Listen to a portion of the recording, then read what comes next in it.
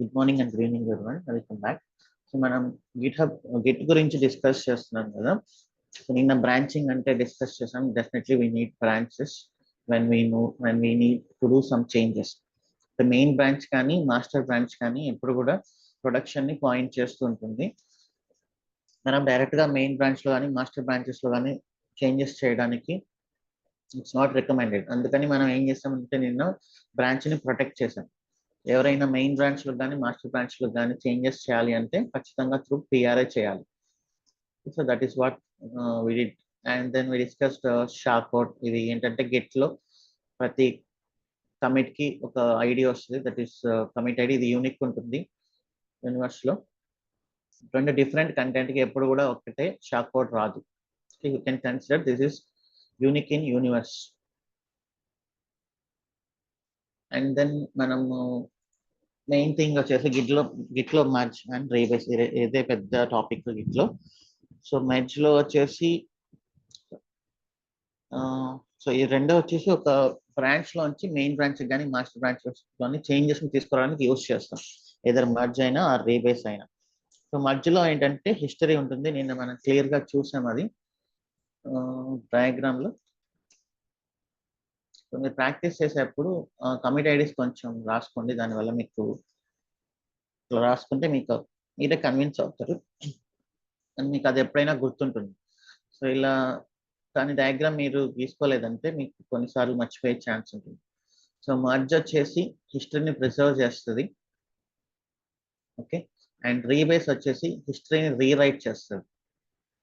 హిస్టరీని preserve చేయదు. మధ్యలో extra commit ID వస్తుంది. ఓకే. రీబేస్ లో ఎక్స్ట్రా కమిట్ ఐడి రాదు. సో మర్జ్ని ఎట్లాంటి వాటిలో యూస్ చేస్తారంటే ఒక్కటే బ్రాంచ్ పైన మల్టిపుల్ పర్సన్స్ కానీ ఒకటే బ్రాంచ్ ని యూస్ చేస్తుంటే ఆ సిచ్యువేషన్ లో మనం మర్జ్ని యూస్ చేస్తాం. ఎవరైనా ఇండిపెండెంట్ గా వర్క్ చేస్తున్నప్పుడు ఒక బ్రాంచ్ పైన ఒకరు, అండ్ అది short లీవ్డ్ branch like modern development, micro services development లో ఒక బ్రాంచ్ పైన ఒకరే వర్క్ చేస్తుంటారు ఇప్పుడు. సో అలాంటి సిచ్యువేషన్స్ లో రీబేస్ అనేది యూస్ చేయొచ్చు.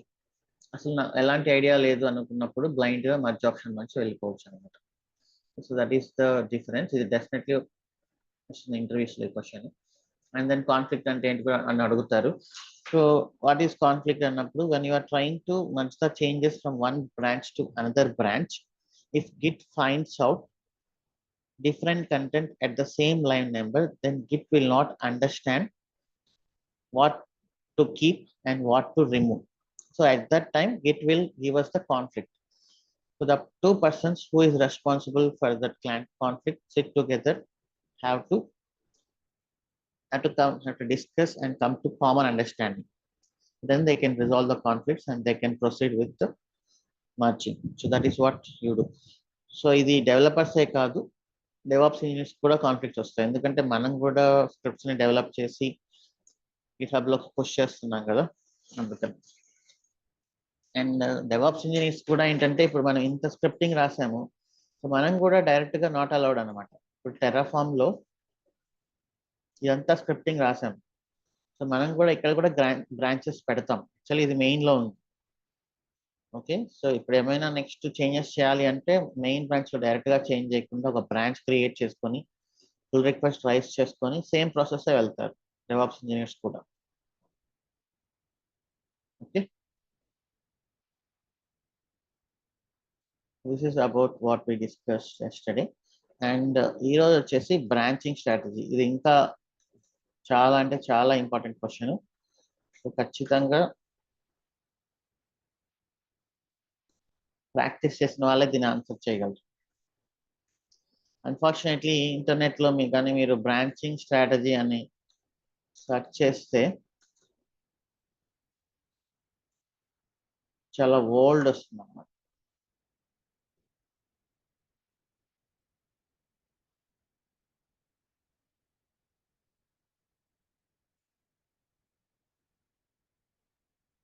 ఇది మోడర్న్ డెవలప్మెంట్. యాక్చువల్లీ ఇది కూడా మోడర్న్ డెవలప్మెంట్.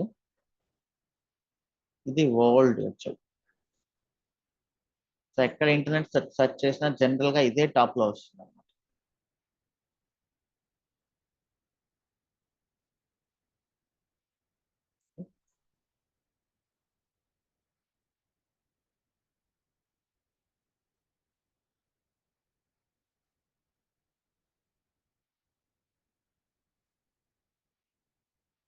సో ఇప్పుడు మనం డిస్కస్ చేద్దాం యాక్చువల్లీ బ్రాంచింగ్ స్ట్రాటజీ. ఇది చాలా అంటే చాలా ఇంపార్టెంట్ క్వశ్చన్. ఈ క్వశ్చన్ ఆన్సర్ చెప్పేటప్పుడు తెలిసిపోతుంది మీరు రియల్గా వర్క్ చేశారా లేదా అని.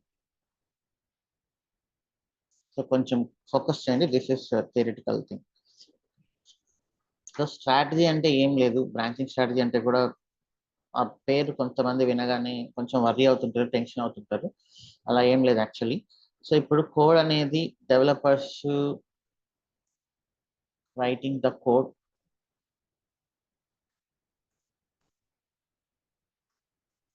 In non main or master branches. So ఇందాక చెప్పినట్లు సో డెఫినెట్లీ మెయిన్ బ్రాంచ్ లో కానీ మాస్టర్ బ్రాంచ్ లో కానీ డెఫినెట్లీ కోడ్ రాయకూడదని మనం చెప్పాం. సో ఓకే, అలాంటి code how it gets up to main or master branch, how the deployment happens, different environments. Okay, like dev, QA, I mean చాలా ఉంటాయి. కొన్ని ఇట్లా పెద్ద ప్రాజెక్ట్స్ అయినప్పుడు QA, UAT, performance, pre fraud, fraud, security, ఇలా చాలా ఉంటాయి బ్రాంచెస్. అది ఎన్ని బ్రాంచెస్ అయినా ఉండొచ్చు. బ్యాంకింగ్ ప్రాజెక్ట్స్ అయితే మేబీ ఒక 5-6 బ్రాంచెస్ ఉండొచ్చు. అడ్వాన్స్ ప్రాజెక్ట్స్ అయితే జస్ట్ 1 ప్రొడక్షన్ ఉండొచ్చు, అలా ఉండొచ్చు అనమాట. సో అది ఎన్ని ఎన్విరాన్మెంట్స్ అయినా కూడా ఎలా మీరు హ్యాండిల్ చేస్తారు, ఇది ఓవరాల్ గా బ్రాంచింగ్ స్ట్రాటజీ. అంటే మనకు రావాల్సిన క్లారిటీ ఏదో ఇంటర్వ్యూ క్వశ్చన్ కోసం కాదు కానీ సో మనకంటూ ఒక క్లారిటీ రావాలి కాబట్టి. సో ఓల్డెన్ డేస్ లో ఏంటంటే ఈ గిట్ ఫ్లో అని ఉండేది actually.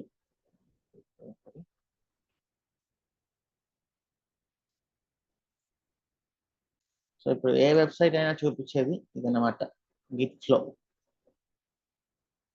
So almost last 5 years వరకు కానీ and just couple of years back వరకు కూడా చాలా మంది ఇదే ఫాలో అయ్యారు, గుడ్డిగా ఫాలో అయ్యారు. సో ఇక్కడ మీరు చూస్తుంటే ఇది అతను రాసింది 2010 జనవరి, అంటే ఇప్పుడు ఆల్మోస్ట్ 14.5 years అయింది. సో ఇక్కడే ఇతను రాశాడు. ఇది 2010లో నేను రాశాను. ఆల్మోస్ట్ 2020కే 10 years, అంటే ఇప్పుడు ఆల్మోస్ట్ 15 years అనుకుందాం. So in these 10 years, Git flow has become hugely popular in many software teams to point where people. So ఈ few years లో ఇతను రాసిన తర్వాత ఈ బ్రాంచింగ్ మోడల్ అనేది చాలా పాపులర్ అయిపోయింది. సో ఇతను ఏం చెప్తున్నాడంటే సో నేను రాసినప్పుడు ఈ branching more about desktop applications ఉండేది. డెస్క్టాప్ అప్లికేషన్స్ అంటే అప్పట్లో వెబ్ అప్లికేషన్స్ కూడా ఎవరు యూజ్ చేసేవాళ్ళు కాదు. ఒక డెస్క్టాప్ అప్లికేషన్ ఉంటుంది, అది మనం ఇన్స్టాల్ చేసుకొని యూజ్ చేసేవాళ్ళం, like MS Word and PowerPoint, Excel లాగా. సో తర్వాత వెబ్ అప్లికేషన్స్ అనేవి పాపులర్ అయ్యాయి. సో తర్వాత డెస్క్టాప్ అప్లికేషన్స్ అనేవి ఆల్మోస్ట్ మనం ఎక్కడా చూడట్లేదు. అది బ్యాంకింగ్ వాళ్ళైనా ఎవరైనా కూడా ప్రతి ఒక్కరు వెబ్ అప్లికేషన్స్ ని ఫాలో అవుతున్నారు. ఇంక్లూడింగ్ కోడ్ కూడా వెబ్ లోనే రాస్తున్నారు డైరెక్ట్ గా, అంటే ఎవరు లోకల్ గా ఇన్స్టాల్ చేసుకోవట్లేదు. సో డెస్క్టాప్ అప్లికేషన్స్ అన్నప్పుడు ఉండేది ఏంటి యాక్చువల్లీ, ఒక disadvantage, have to support multiple versions కదా, లైక్ విండోస్ 11, 10, 11 పాయింట్ సంథింగ్, 11.3 ఇట్లా వస్తాయి కదా. అలానే ఎంఎస్ ఆఫీస్ లేటెస్ట్ వచ్చేసి 2021, 2019, 2016, 2013 ఇలా. సో వీటన్నిటిని సపోర్ట్ చేసుకుంటూ వెళ్ళాలి డెస్క్టాప్ అప్లికేషన్స్, ఎందుకంటే ప్రతి ఒక్కరు లేటెస్ట్ అప్లికేషన్ కి మూవ్ అవ్వరు. సో ప్రతి ఈ అప్లికేషన్ ఇవన్నీ సపోర్ట్ చేసుకుంటూ వెళ్ళాలి. సో ఇప్పుడు ఏంటంటే మనం ఎంఎస్ ఆఫీస్ 2021లో ఉన్నప్పుడు ఎవరో 2013 వాడుతున్నారు. సో ఎంఎస్ ఆఫీస్ 2013 వాడుతున్నారు. ఇప్పుడు ఇక్కడ ఒక హ్యూజ్ బగ్ వచ్చింది అనుకుందాం, హ్యూజ్ బగ్ ఫైండ్ అవుట్ చేశారు. సో ఇప్పుడు మైక్రోసాఫ్ట్ కి దీన్ని క్లియర్ చేసే రెస్పాన్సిబిలిటీ ఉంటుందా ఉండదా?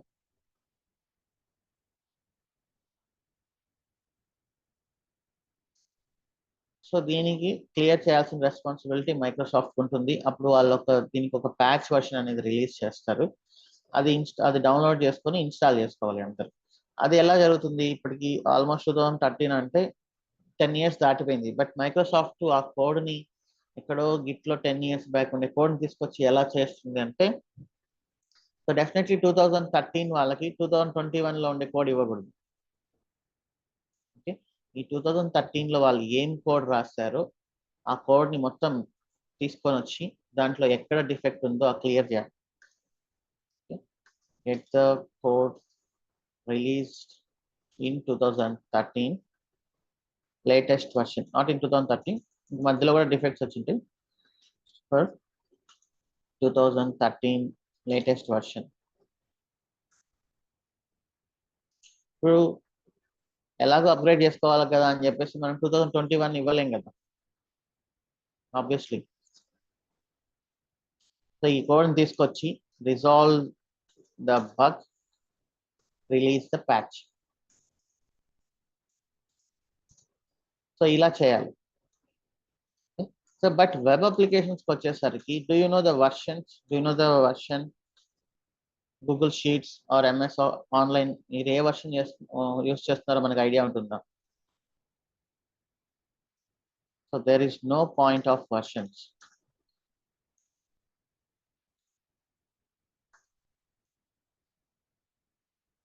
ఓకే, వెబ్ అప్లికేషన్ లో there is no point of versions. So ఈ డెస్క్టాప్ అప్లికేషన్స్ ఎలా జరిగేది అప్పట్లో? ఇంకా అంటే వాళ్ళు 2021 అనేది యాక్టివ్గా డెవలప్ చేస్తూ, ఫర్ ఎగ్జాంపుల్ ఇప్పుడు 2024 వస్తుంది అనుకోండి ఎంఎస్ ఆఫీస్,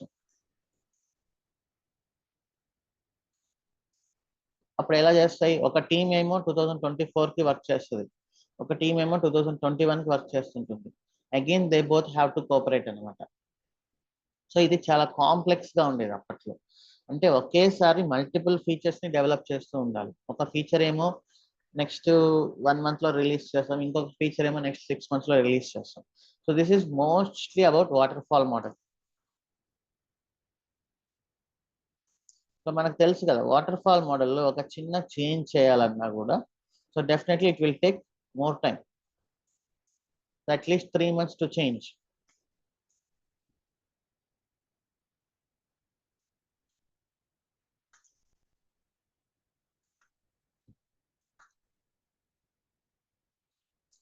సో చాలా అంటే చాలా కాంప్లెక్స్ ఉండేది. మేబీ కొంతమంది మోర్ దాన్ 10 years ఎక్స్పీరియన్స్ వాళ్ళకి ఐడియా ఉండవచ్చు. ఓకే, సో ఎంత కాంప్లెక్స్ గా ఉండేది ఆ టైంలో. ఒక డెవలప్మెంట్ కానీ, ఒక టెస్టింగ్ కానీ, ఒక సపోర్ట్ కానీ. సో ఇప్పుడు ఐటీ అనేది చాలా అంటే చాలా మెచ్యూర్ అయిపోయింది. సో ఇప్పుడు మనకు తెలుసు కదా ఎంత స్పీడ్ ఉందో టెక్నాలజీ అనేది. సో అందరం మనం ఐటీలో జాబ్స్ లేవు అనుకుంటున్నాం, but this is how it is going to be. ఎందుకంటే అప్పుడు ఇమ్మెచ్యూర్ గా ఉన్నది ఐటీ, అంత కాంప్లెక్స్ గా ఉన్న దాన్ని మేనేజ్ చేయడానికి చాలా ఎక్కువ పర్సన్స్ అవసరం అయ్యారు. ఇప్పుడు చాలా మెచ్యూర్ అయిపోయింది. అంత కాంప్లెక్స్ డెవలప్మెంట్ లేదు, కాంప్లెక్స్ టెస్టింగ్ లేదు, ఏమీ లేదు. ఎవ్రీథింగ్ టెక్నాలజీని యూస్ చేసుకొని మనం కాంప్లెక్సిటీని తగ్గించేసాం కాబట్టి ఇలానే ఉంటుంది. Okay, so mostly DevOps and క్లౌడే మేజర్ రీజన్ అప్లికేషన్స్ డౌన్ అవ్వకపోవడానికి, మనం మెయింటెనెన్స్ పేజెస్ చూడకపోవడానికి, నాన్ స్టాప్ గా రన్ అవడానికి, ప్లస్ మానిటరింగ్ కానీ ఇంత ఫాస్ట్ రెస్పాన్స్ ఇంతకు ముందు వచ్చేది కాదు కదా. ఏ చిన్న వెబ్సైట్ ఓపెన్ చేసినా వీ హ్యావ్ టు చాలా ఓపిక్ గా వెయిట్ చేయాల్సి వచ్చేది. సో అదంతా ఇక్కడే ఉంది యాక్చువల్లీ. మీరు కరెక్ట్ గా ఇప్పుడు కానీ ఫోకస్ చేస్తే అదంతా ఎందుకు వచ్చింది ఇంత అడ్వాన్స్డ్ అనేది ఇక్కడే ఉంటుంది. మెయిన్ గా ఈ బ్రాంచింగ్ స్ట్రాటజీలోనే ఉంటుంది. సో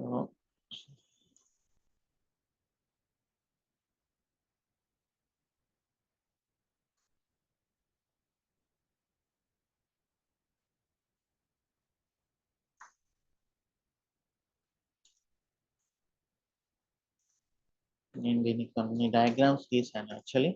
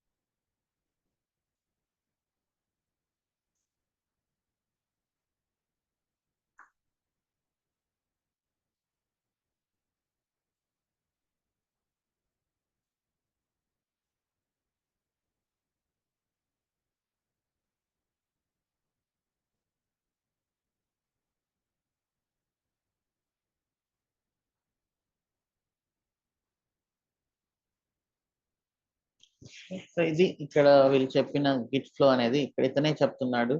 సో ఇది మీరు వెబ్ యాప్స్ అయితే దీన్ని అసలు యూజ్ చేయాల్సిన అవసరం లేదు, గిట్ హబ్ ఫ్లో అనేది యూజ్ చేయండి అని చెప్తున్నాడు.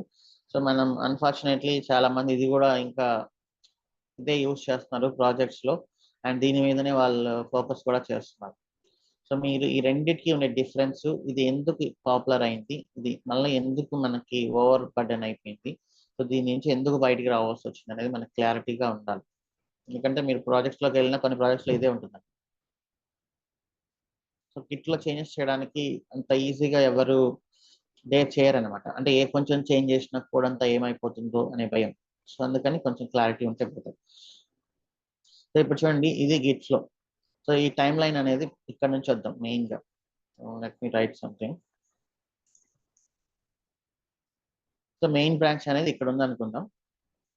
సో హాట్ ఫిక్స్ అనేది వస్తుంది main branch production. Hot fix అంటే ఏంటంటే ఎమర్జెన్సీ బగ్. ఎమర్జెన్సీ బగ్ వచ్చేసి ఏంటి, ఇన్స్టెడ్ ఆఫ్ 2000 రూపీస్ 2 రూపీస్ చూపించడం, or else red bus completely down. So ఇదంతా ఎమర్జెన్సీ కదా, బిజినెస్ కి ఎమర్జెన్సీ ఇది. సో ఇది కానీ వాళ్ళు as soon as possible fix చేయకపోతే ఒక 3 డేస్ కానీ 4 డేస్ కానీ 1 వీక్ కానీ ఇంకా వాళ్ళ బిజినెస్ మూసేసుకోవచ్చు, ఇంకా మళ్ళీ ఓపెన్ చేయాల్సిన అవసరం లేదు. ఓకే, సో ఇది ఎమర్జెన్సీ బగ్. సో ఈ ఎమర్జెన్సీ బగ్ వచ్చినప్పుడు వాళ్ళు చూస్తారు ఎందుకు వచ్చింది బగ్ అనేది. Okay, maybe they will spend ఒక ఏం రైజ్ అవుతుంది, P1 ప్రియారిటీ 1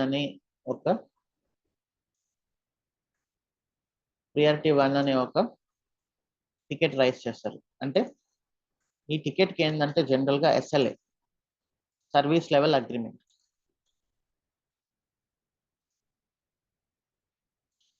సో ప్రాజెక్ట్స్ లో ఏదైనా కూడా ఏ చిన్న వర్క్ చేయాలన్నా ఆ వర్క్ ని ట్రాక్ చేసుకోవడానికి టికెట్ అనేది కంపల్సరీగా రైజ్ చేస్తుంటారు. సో P1 అంటే హై ప్రియారిటీ. సో జనరల్ గా దీనికి 1 అవర్ లో మనకి ఇవ్వాలి. సో ఇప్పుడు మనం కస్టమర్ కేర్ కి కాల్ చేసినప్పుడు సో మనకి ఏదైనా ఇష్యూ ఉంది అనుకుంటే వాళ్ళు ఏం చేస్తారంటే ఒక టికెట్ లాక్ చేస్తారు. సో ఆ టికెట్ కి ఒక ప్రియారిటీ ఇస్తారు, అంటే మనం చెప్పిన దాన్ని బట్టి.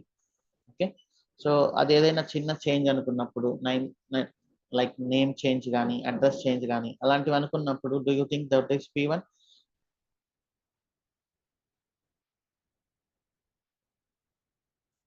So that may be P4. So మీరు మనీ పే చేశారు, మీరు రీఛార్జ్ చేసుకుంటున్నారు, ఎవ్రీథింగ్ చేశారు, బట్ మీకు మీ నెంబర్ నుంచి కాలే వెళ్ళట్లేదు. సో యూటిక్ రీఛార్జ్ ప్లాన్ మీరు టైం టు టైం మొత్తం పే చేస్తున్నారు, మీ నెంబర్ నుంచి కాల్ వెళ్ళట్లేదు, మీకు మెసేజెస్ రావట్లేదు, డేటా రావట్లేదు, మీ నెంబర్కి కాల్ రావట్లేదు. సో అప్పుడు that may be serious issue కదా. సో దానికి P1 అనేది ఇవ్వచ్చు, ప్రియారిటీ 1. ఓకే, సో మీరు P0 ఏదో ఒకటి ఏదైతే తక్కువ ఉంటే అది. సో మీరు వాళ్ళకి కాల్ చేసిన వెంటనే ఇట్లా నాకు అసలు రావట్లేదు అది ఇది అని చెప్పినప్పుడు వాళ్ళు దాన్ని ప్రియారిటీ 1 అనే టికెట్ రైజ్ చేసి సర్వీస్ ఇంటరప్టెడ్ అని ఒకటి మీద రాసుకొని సో దానికి మీకు చెప్తారు. ఒక వాళ్ళ ఇంటర్నల్ గా వాళ్ళకు ఉంటుంది, ఇది 1 అవర్ లో దీన్ని రిజాల్వ్ చేయాలని. సపోర్ట్ టీంకి వెళ్తుంది. సో వాళ్ళు ఒక ఇన్సిడెంట్ కాబట్టి ఇది వాళ్ళు చూస్తారు, ఆర్ ఒక ఎంటైర్ రీజియన్ లో. ఓకే, సో మేబీ ఒక ఎంటైర్ డిస్ట్రిక్ట్ లో, ఎంటైర్ హైదరాబాద్ రీజియన్ లో ఎయిర్టెల్ సర్వీస్ మొత్తం డౌన్ అయిపోయింది, అంటే ఎయిర్టెల్ ఎవరికి పని చేయట్లేదు. So that is like maybe P0. ఇది super emergency, every person should work on this. Okay, so దీనికి SLA మేబీ 30 minutes లోపల అసలు ఏం జరిగింది, ఎందుకు డౌన్ అయింది అనేది రిజల్యూషన్ ఇవ్వాలి. సో ఇలా ఇచ్చినప్పుడు ఎందుకు డౌన్ అయింది అనేది ఫైనల్ గా తెలుస్తుంది, అది ఒక ½ అవర్ అయినా 1 అవర్ అయినా. So maybe a small code change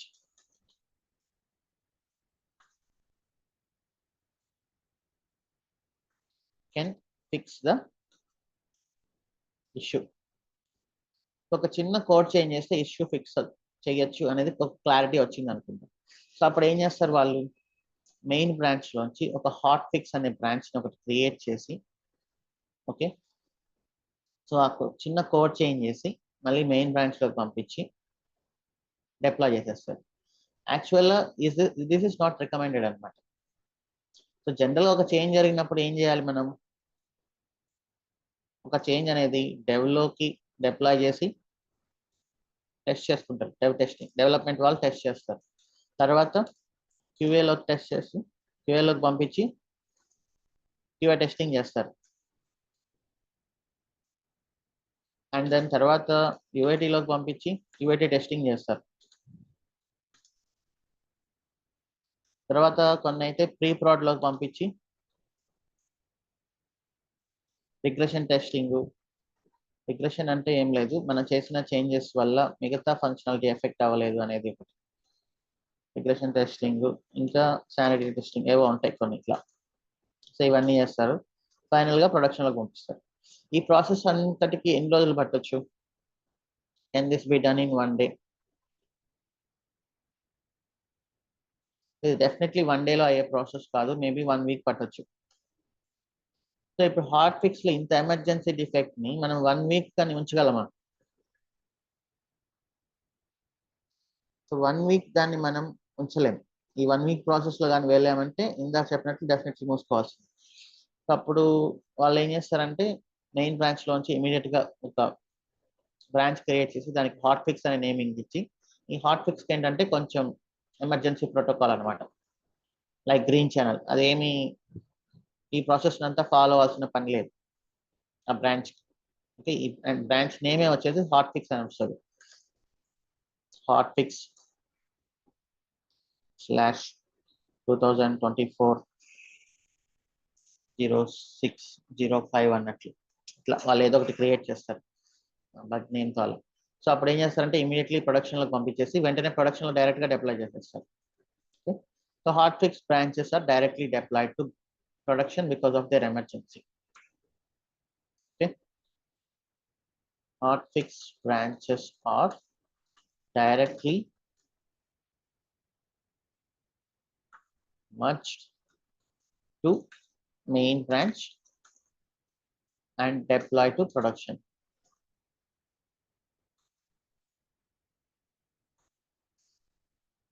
Okay, so this is hotfix anamata.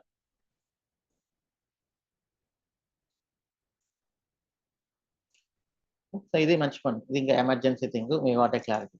ఇప్పుడు యాక్చువల్ డెవలప్మెంట్ ఎలా జరుగుతుంది అనే దానికి వద్దాం. సో ఇక్కడ మెయిన్ బ్రాంచెస్ వచ్చేసి మెయిన్ అండ్ డెవలప్మెంట్ అనమాట. అంటే main branches is nothing but long lived branches. So me project ఉన్నన్ని రోజులు ఈ 2 బ్రాంచెస్ ఎప్పటికీ పర్మనెంట్ గా ఉంటాయి. ఓకే, సో మెయిన్ బ్రాంచ్ గురించి మనకు తెలుసు. డెవలప్మెంట్ బ్రాంచ్ వచ్చేసి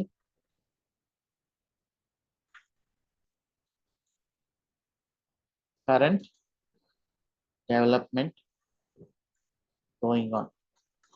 ఈ డెవలప్మెంట్ అంటే ఏంటి అంటే లేటెస్ట్ గా చేసే డెవలప్మెంట్ మొత్తం అందులో ఉంటుంది అనమాట. కానీ ఇది ప్రొడక్షన్ లో ఉండదు. సో మీరు అనౌన్స్ చేసింటారు వాట్సాప్ నెక్స్ట్ ఒక కొత్త ఫీచర్ ఒకటి వస్తుంది, రీసెంట్ గా వాట్సాప్ అనౌన్స్ చేశారు, అది వేరే కంట్రీస్ ఆల్రెడీ వచ్చేస్తుంది. వాట్సాప్ ఏఐ ఫీచర్ అనమాట, WhatsApp AI image feature, WhatsApp AI image generator. Okay, ఇది వచ్చింది, వేరే కంట్రీస్ ఆల్రెడీ వచ్చింది. సో అది ఎలా ఉంటుందంటే జనరల్ గా ఇలా మీరు ప్రాంప్ట్ ఇస్తారు, నాకు ఒక ఇమేజ్ కావాలి అని వాట్సాప్ తో చాట్ చేస్తారు. లైక్ మనం నార్మల్ గా ఒక పర్సన్ తో ఎలా అయితే చాట్ చేస్తామో అలా చాట్ చేస్తారు. వాట్సాప్ మనకి ఇమేజ్ జనరేట్ చేసిస్తుంది అనమాట ఇలా. అంటే ఇంకా మనం చాట్ జీపీటీలోకి వెళ్ళి ఇమేజెస్ జనరేట్ చేసుకోని అవసరం లేకుండా వాట్సాప్ లోని ఇమీడియట్లీ మనం ఇమేజెస్ ఈ ఫీచర్ అనేది అనౌన్స్ చేశారు. సో ఆ ఫీచర్ ఇంకా రిలీజ్ చేయలేదు కాబట్టి ఈ డెవలప్మెంట్ బ్రాంచ్ లో దాన్ని డెవలప్ చేస్తూ ఉంటారు. So it represents current state of the project development. Okay, so దీని సోర్స్ బ్రాంచ్ వచ్చేసి ఆబ్వియస్లీ మెయిన్ బ్రాంచ్. సో దీన్ని ఫైనల్ గా మనం ఎక్కడ మర్జ్ చేయాలి? Destination branch. దీన్ని మనం ఫైనల్ గా ఎక్కడ మర్జ్ చేయాలి అనేది యాక్చువల్లీ ఇది ఎక్కడ మర్జ్ చేయం నిమిషం. నేను దీన్ని చూసి రాశాను, but this is not confusing. నేను రీరైట్ చేశాను.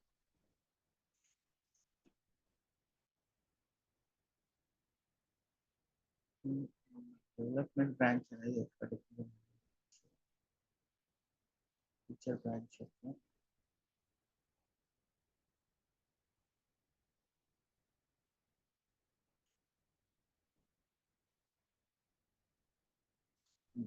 ఓకే. సో దీన్ని ఎక్కడికి మనం మర్జ్ చేయం.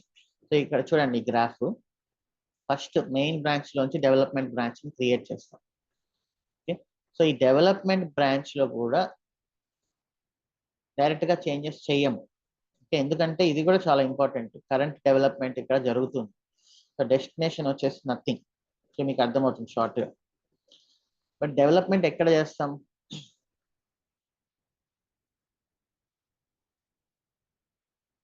This is development branch. Development ఎక్కడ చేస్తామంటే ఫీచర్ బ్రాంచెస్.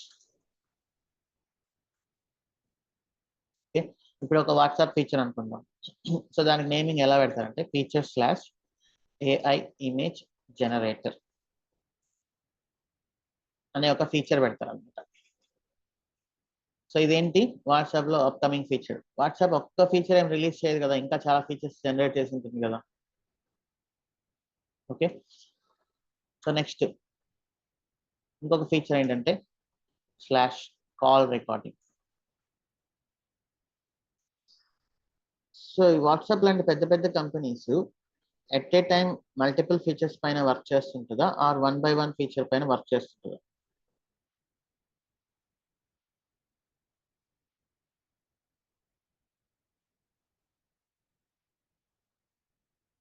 సో వాళ్ళు డెఫినెట్లీ మల్టిపుల్ ఫీచర్స్ పైనే వర్క్ చేస్తుంటారు. సో నెక్స్ట్ 1 year లో ఏం చేయాలి అనేది ఇప్పుడే డిసైడ్ అవుతారు. ఓకే, సో అది జనరల్ గా పబ్లిక్ కూడా అనౌన్స్ చేస్తారు యాక్చువల్లీ. సో మేము ఫలానా డెవలప్మెంట్ చేస్తున్నాము, ఈ కొన్ని ఫీచర్స్ వస్తున్నాయి, ఏ ఫీచర్ ఏ డేట్ లో వస్తుంది అనేది ఆల్రెడీ అనౌన్స్ చేస్తారు. అనౌన్స్ చేసి దీనిపైన ఒక టీం వర్క్ చేస్తుంటారు, దీనిపైన ఇంకొక టీం వర్క్ చేస్తుంటారు. ఓకే, సో ఇప్పుడు ఇది అనుకుందాం ప్యారల్ గా వర్క్ చేస్తుంటారు. సో దీని డేట్ వచ్చేసి మేబీ 10th June 2024. సో దీని డేట్ వచ్చేసి 10th August 2024. సో ఇది ఎందుకంటే దీనికి మేబీ చాలా గవర్నమెంట్ పాలసీస్ కావాలి కాబట్టి కాల్ రికార్డ్ చేయడానికి ఇలాంటి వాటన్నిటికి. సో వాటన్నిటికి పాలసీస్ని వాటన్నిటిని వాళ్ళు ఫాలో చేస్తూ కొంచెం లేట్ అవుతుంది. ఇది కొంచెం స్పీడప్ అవుతుంది, చాలా లాంగ్ బ్యాక్ స్టార్ట్ అయింది అనుకుంది. ఇప్పుడు దీంట్లో so do you think only 1 person will work in this branch? So multiple persons. So what is the better merging strategy?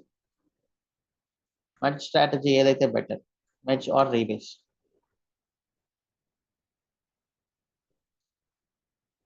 Should use merge. So ఎప్పుడైతే ఒక్క బ్రాంచ్ పైన మల్టిపుల్ పర్సన్స్ యూజ్ చేస్తున్నారు, you should go for merge అనమాట. ఎందుకంటే rebase అనేది completely rewrite చేసేస్తుంది మొత్తం హిస్టరీని, అది ప్రిజర్వ్ చేయదు. అప్పుడు ఒకే బ్రాంచ్ పైన మల్టిపుల్ పర్సన్స్ వర్క్ చేస్తున్నప్పుడు అక్కడ మొత్తం డేటా పోతుంది. ఏ దానిపైన ఎవరు వర్క్ చేశారు, ఏ కమిటీ ఎవరు చేశారు అనే డేటా అనేది ఉండదు ప్రాపర్గా. అప్పుడు ఏదైనా ఒక సివియర్ డిఫెక్ట్ వచ్చినప్పుడు ఎంటైర్ టీమ్ రెస్పాన్సిబిలిటీని తీసుకోవాల్సి వస్తుంది instead of taking 1 person.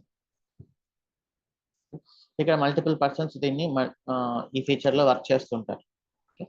So అది ఇట్లా అనమాట, ఇక్కడ స్టార్ట్ అయింది. అండ్ కమిట్స్ చేస్తుంటారు. ఒక పాయింట్ ఆఫ్ టైం దగ్గర so they feel it is completed. Complete అయింది అనుకున్నప్పుడు సో దీన్ని వీళ్ళు తీసుకెళ్లి డెవలప్మెంట్ లోకి మర్జ్ చేయాలి. సో అప్పుడు ఏం చేస్తుంది, ఈ AI ఇమేజ్ జనరేటర్ ని పుల్ రిక్వెస్ట్ ద్వారా డెవలప్మెంట్ బ్రాంచ్ కి మర్జ్ చేయాలి. సో ఇక్కడ సోర్స్ బ్రాంచ్ వచ్చేసి ఏంటి, ఎక్కడ నుంచి దీన్ని తీసుకొచ్చారు ఫీచర్ బ్రాంచెస్ ని? డెవలప్మెంట్ బ్రాంచ్ నుంచి క్రియేట్ చేశాం. డెస్టినేషన్ బ్రాంచ్ ఏంటి, destination branch. No, destination branch source అంటే ఏంటి, ఎక్కడ నుంచి దీన్ని క్రియేట్ చేస్తాం. డెస్టినేషన్ అంటే ఎక్కడ దీన్ని మర్జ్ చేస్తున్నాం.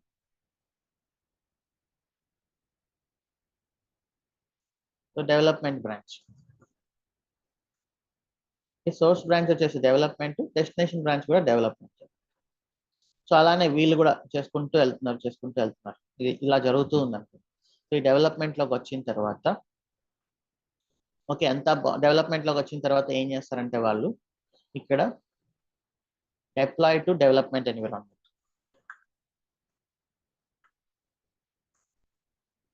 డిప్లాయ్ టు డెవలప్మెంట్ ఎన్విరాన్మెంట్ చేసి do the testing. Developers will do the testing actually. Testing from development side. ఎందుకంటే ఇది డెవలప్మెంట్ ఎన్విరాన్మెంట్ కాబట్టి డెవలప్మెంట్ వాళ్ళ టెస్ట్ చేయాలి. ఓకే, సో ఇప్పుడు ఏమవుతుంది, dev team lead confirms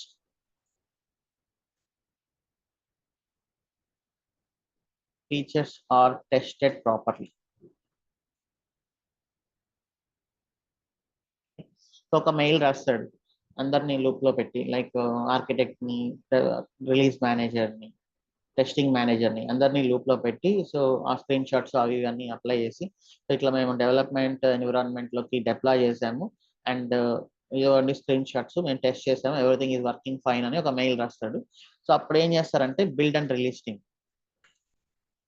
build and release team అనే వాళ్ళు ఏంటంటే ఇప్పుడు డెవాప్స్ టీమ్ అనుకుందాం కదా యాక్చువల్లీ వాళ్ళు. So present so they are called DevOps engineers. So వీళ్ళు ఏం చేస్తారంటే create one branch from development. So that is called as release branch. So WhatsApp ఏంటంటే ఇప్పుడు రిలీజ్ బ్రాంచ్ ఇప్పుడు స్టార్ట్ అయింది. Release branch, release branch source ఏంటి,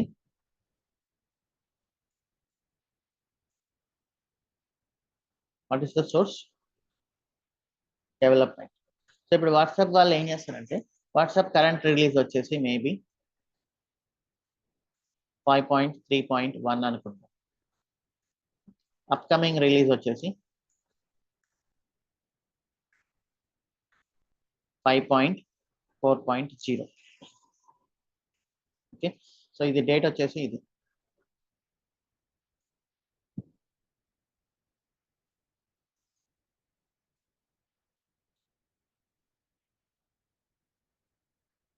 Just 1 minute.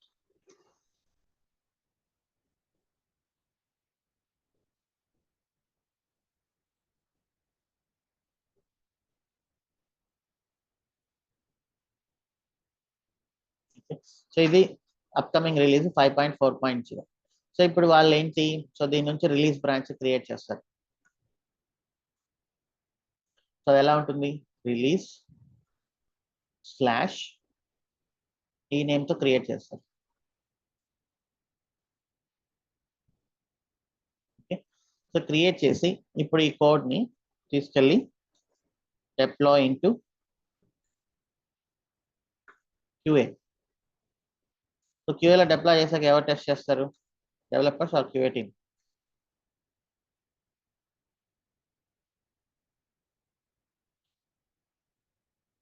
QA team test. So ఇక్కడ కదా ఇంతకు ముందు ఫైట్స్ అన్ని స్టార్ట్ అవుతున్నాయి. ఓకే, సో ఇప్పుడు ఇక్కడ టెస్ట్ చేసిన తర్వాత ఒక డిఫెక్ట్స్ వస్తాయి, లాట్ ఆఫ్ డిఫెక్ట్స్. సో ఈ డిఫెక్ట్స్ ని ఇది ఫిక్స్ అయిపోయింది. ఓకే, ఇక ఇది రిలీజ్ బ్రాంచ్. ఇక్కడ నుంచి ఇంకా ఏ ఫిక్స్లు వచ్చినా కూడా ఈ బ్రాంచ్ లోనే చేయాలి. ఓకే, ఇంకా ప్రతి ఒక్కరు ఏంటంటే ఈ బ్రాంచ్ లోనే పనిచేయాలి. సో ఈ రిలీజ్ బ్రాంచ్ ఫిక్స్ చేసిన తర్వాత from now on everybody should work in this release branch only.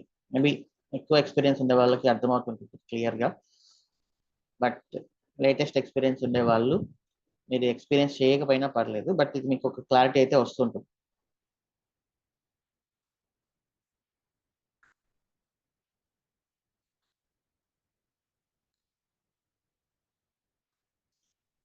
So ఇక్కడ నుంచి ఈ చేంజెస్ అన్ని తీసుకెళ్లి రిలీజ్ బ్రాంచ్ క్రియేట్ చేసి ఇంకా బగ్ ఫిక్సెస్ అయినా ఏదైనా ఎవ్రీథింగ్ ఇక్కడే చేసుకుంటూ ఉండాలి డెవలపర్స్.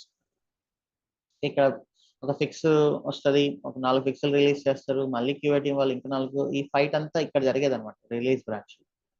సో డెవలపర్స్ వచ్చేసి క్యూఏ వాళ్ళు వచ్చేసి మీకు డెవలప్మెంట్ చేయడం రాదని, డెవలపర్స్ మీకు అసలు టెస్టింగ్ కూడా చేయడం రాదు, అది ఇంటర్మీడియట్ వాళ్ళు కూడా చేస్తారని వాళ్ళని.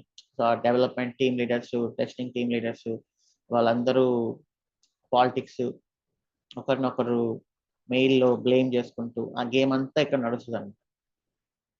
ఇక్కడంతా అయిపోయిన తర్వాత ఫైనల్లీ తప్పదు కాబట్టి ఎలాగోలా రిలీజ్ చేయాలి కాబట్టి మళ్ళీ కొంచెం కాంప్రమైజ్ అయ్యి డెలివరీ మేనేజర్ మొత్తం వాళ్ళకి హెడ్ఏక్ అంతా, బిజినెస్ అనలిస్టులు వాళ్ళు కదా రెస్పాన్సిబుల్ యాక్చువల్లీ. సో వాళ్ళందరూ వీళ్ళని పెట్టి సో ఎలాగోలా దాన్ని కాంప్రమైజ్ చేసి ఒక పాయింట్కి వచ్చిన తర్వాత, ఇక్కడికి వచ్చిన తర్వాత ఓకే సో వీఆర్ గుడ్ అని ఎట్లా ఒకట్లా ఒప్పిస్తారు వాళ్ళతో.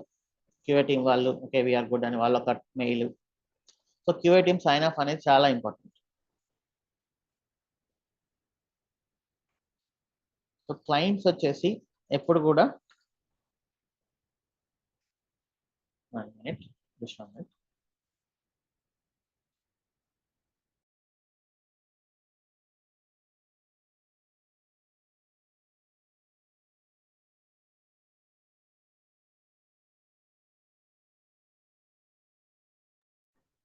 సో క్లయింట్స్ వచ్చేసి ఎప్పుడు కూడా డెవలపర్స్ తో కాంటాక్ట్ లో ఉంటారు.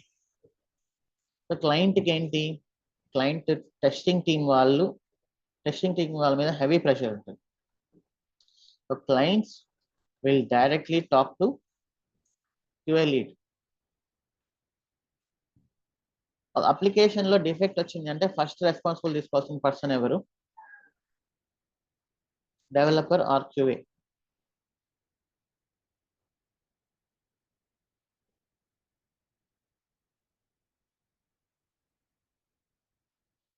సో ఇది ఒక్కొక్కరు ఒకలాగా చెప్తారు, బట్ నా పర్సెప్షన్ ఏంటంటే జనరల్ గా clients perception first responsible person QA. ఎందుకు మీరు దాన్ని టెస్ట్ చేయకుండా ప్రొడక్షన్ లోకి పంపించారు.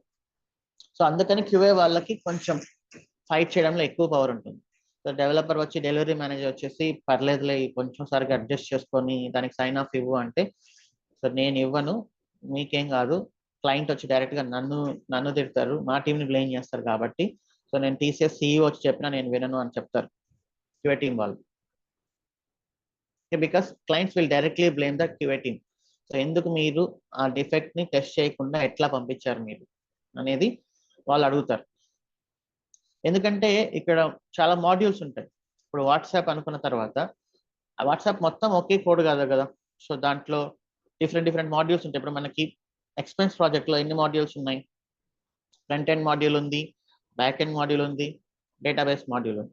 అదే రోబో షాప్ లో వచ్చేసి ఫ్రంట్ ఎండ్ ఉంది, user, cart, catalogue, shipping, payment, delivery ఇలా అన్నీ ఉన్నాయి, మళ్ళీ డేటాబేసెస్ ఉన్నాయి. సో ఇప్పుడు ఒక డెవలపర్ వచ్చేసి ఒక యూజర్ మాడ్యూల్లో పనిచేస్తుంటాడు, ఆ బ్యాక్ ఎండ్ మాడ్యూల్లో పనిచేస్తుంటాడు, ఇంకొక డెవలపర్ వచ్చేసి ఫ్రంట్ ఎండ్ మాడ్యూల్లో పనిచేస్తుంటాడు. బట్ క్యూఏ టీం వాళ్ళు ఏంటి, ఓవరాల్ అప్లికేషన్ టెస్ట్ చేస్తారు. సో దాంట్లో ఆ ఇంటిగ్రేషన్ అంటే front end back end integration proper గా లేకపోవడం వల్ల అప్లికేషన్ డౌన్ అవుతుంది. సో దానికి డెవలపర్స్ రెస్పాన్సిబిలిటీ కాదు యాక్చువల్లీ. సో దాన్ని ప్రాపర్ గా integration testing, that is all we call it as integration testing. అన్ని మాడ్యూల్స్ ని ఇంటిగ్రేట్ చేసినప్పుడు చేసే టెస్టింగ్ ఇంటిగ్రేషన్ టెస్టింగ్ కాబట్టి సో దాన్ని ప్రాపర్ గా చేయలేదు, so you are the responsible person అన్నమాట. సరే ఎలాగైతేనేమి ఇక్కడ డిఫెక్ట్స్ అన్ని క్లియర్ అయినాయి అనుకున్నప్పుడు సైన్ ఆఫ్ అవన్నీ తీసుకొని క్యూఏ టీం దగ్గర, and then UAT user acceptance testing client దగ్గర అప్రూవల్ తీసుకొని they will release to master branch లోకి మార్చ్ చేస్తారు. సో మాస్టర్ బ్రాంచ్ లోకి మార్చ్ వచ్చింది అంటే this will be directly deployed to production అనమాట. సో అక్కడ దీన్ని ట్యాగ్ చేస్తారు. సో ఎప్పుడైతే సక్సెస్ అయిందో ఇది రిలీజ్ చేంజెస్ తీసుకొచ్చి మళ్ళీ డెవలప్మెంట్ లో మార్చ్ చేస్తారు. ఎందుకంటే ఫ్యూచర్ వర్షన్స్ లో ఇది ఆబ్వియస్లీ ఉండాలి కదా. ఇప్పుడు 5.3.1 ఇది. సో ఇంకోటి మనం చెప్పింది ఏంటి, ఆగస్ట్లో upcoming release 5.5.0 10th August. So ఈ 10th ఆగస్ట్ ఉండే దాంట్లో మళ్ళీ ఏ జనరేటర్ ఉండాలా వద్దా?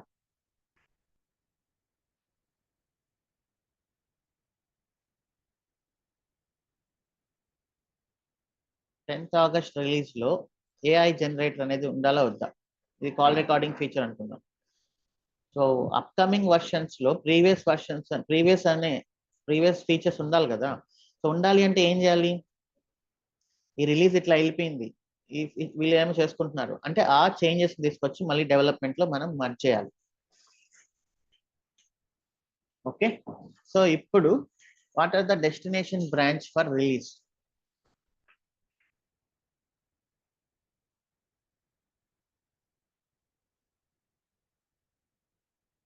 what is the destination branch for release?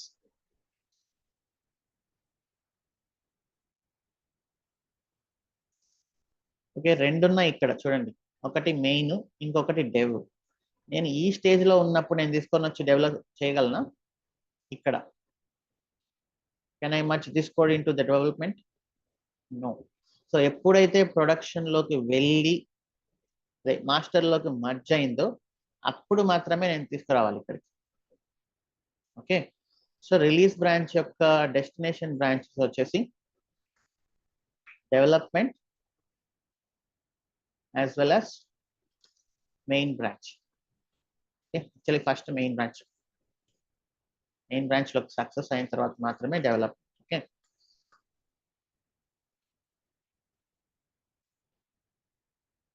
So ఇది అబౌట్ రిలీజ్ బ్రాంచ్ అనమాట. సో దీని తర్వాత డిలీట్ చేసేయచ్చు. ఒకవేళ రిట్రీవ్ చేసుకోవాలంటే ఎలా? ట్యాగ్ ఉంది కదా, ఈ ట్యాగ్స్ నుంచి రిట్రీవ్ చేసుకుంటారు అనమాట. ఓకే, మెయిన్ లోకి వెళ్తే ట్యాగ్ నుంచి రిట్రీవ్ చేసుకుంటారు. ఈ ట్యాగ్ పైన ఇక్కడ క్లియర్ గా ఉంటుంది. సో గిట్ హబ్ లోకి వెళ్ళి ఆ ట్యాగ్స్ తీసుకొని అక్కడ నుంచి రిట్రీవ్ చేసుకుంటారు. సో ఈ డెవలప్మెంట్ మెయిన్ పర్మనెంట్ గా ఉంటాయి.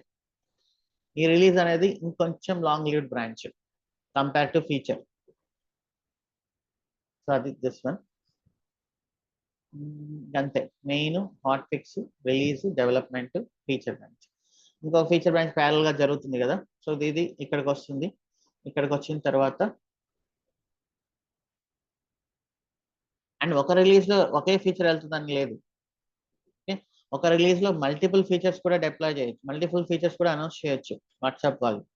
అంటే నెక్స్ట్ వచ్చే రిలీజ్ లో నేను కాల్ రికార్డింగ్, ఇంకొకటి ఏదైనా మేబీ కాలర్ ఐడి, ఎవ్రీథింగ్ నేను రిలీజ్ చేస్తున్నా అని చెప్పొచ్చు వాళ్ళు. దీంట్లో call recording and caller ID రెండు రిలీజ్ చేస్తున్నాం అని చెప్పొచ్చు, ఒక ఫీచర్ కి ఒక branch. Okay, so this is for call recording, this is for maybe caller ID అనుకుంటా. అంటే ఎవరు కాల్ చేస్తున్నారు వాళ్ళ నెంబర్ కాకుండా, ఇప్పుడు ఏమొస్తుంది వాట్సాప్ లో కాల్ చేస్తే నెంబర్ కదా వస్తుంది. సో నెంబర్ కాకుండా నేమ్ డిస్ప్లే అవ్వాలి అనేది ఒక ఫీచర్ అనుకున్నప్పుడు ఒక్కొక్క ఫీచర్కి ఒక్కొక్క బ్రాంచ్. ఓకే, సో ఈ ఫీచరు, ఈ ఫీచర్.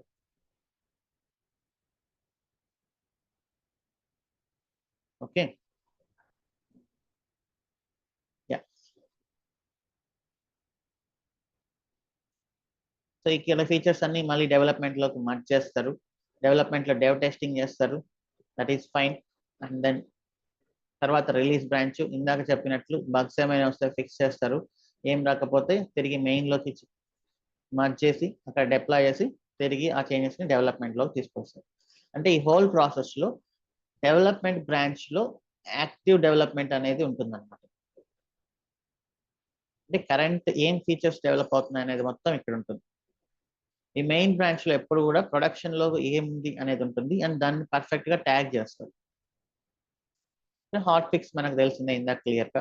రిలీజ్ బ్రాంచ్ వచ్చేసి ఒక్కొక్క రిలీజ్ ఒకటి స్టార్ట్ అయినప్పుడు.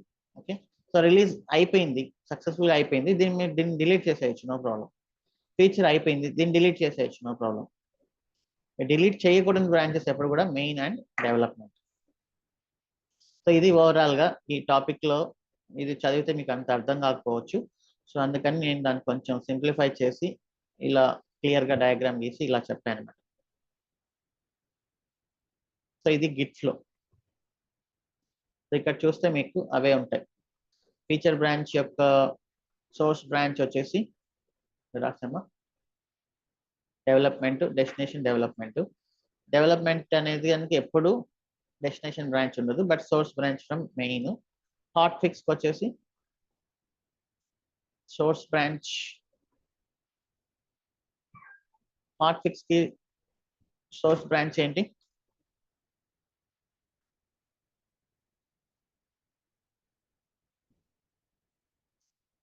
మెయిన్. డెస్టినేషన్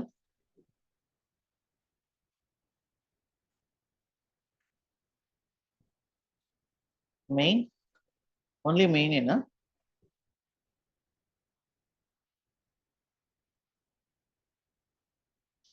ఇక్కడ మెయిన్ లోకి రిలీజ్ చేసి డెవలప్మెంట్ లోకి తీసుకురాకపోతే ఏమవుతుంది? నెక్స్ట్ రిలీజ్ లో మళ్ళీ డిఫెక్టెడ్ కోడ్ వెళ్తుంది.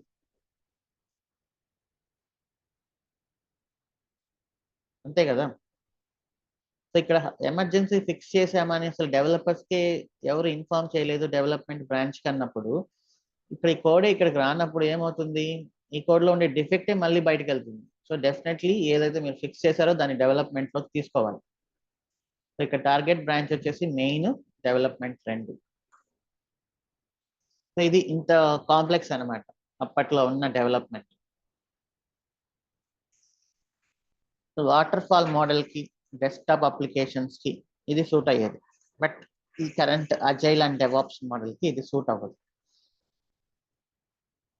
సో మన అప్లికేషన్స్ చాలా చిన్నవి అండ్ ఇండిపెండెంట్ థింగ్స్ అనమాట అవి. సో ఇప్పుడు మోడర్న్ డెవలప్మెంట్ వచ్చేసి దాన్ని ఫీచర్ బ్రాంచింగ్ మోడల్ అంటారు.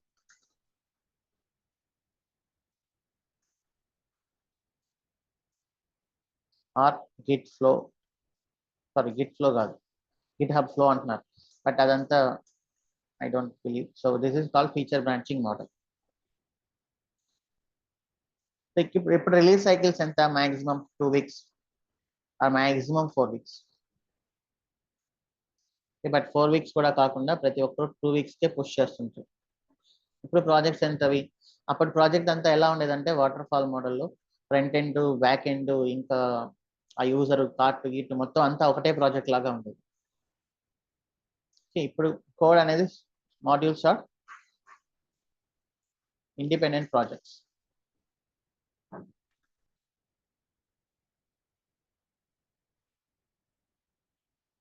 చిన్న చిన్న ప్రాజెక్ట్స్ అనమాట. And completely web versions. So water fall అయితే డెఫినెట్లీ, వాట్సాప్ అయితే డెఫినెట్లీ ఇదే ఫాలో అవుతుండొచ్చు. ఓకే, ఈ water fall model and this flow of branching నే ఫాలో అవుతుండొచ్చు. బట్ వెబ్ అప్లికేషన్స్ మాత్రం డెఫినెట్లీ అది నాట్ సూటబుల్. అండ్ అక్కడ రికమెండేషన్ లోనే క్లియర్ గా రాశారు, వెబ్ అప్లికేషన్ కి ఇది సూటబుల్ కాదు, రిఫర్ గిట్ హబ్ ఫ్లో అని. సో ఈ ఫీచర్ బ్రాంచింగ్ అన్న గిట్ హబ్ ఫ్లో అన్న ఒకటే అనమాట.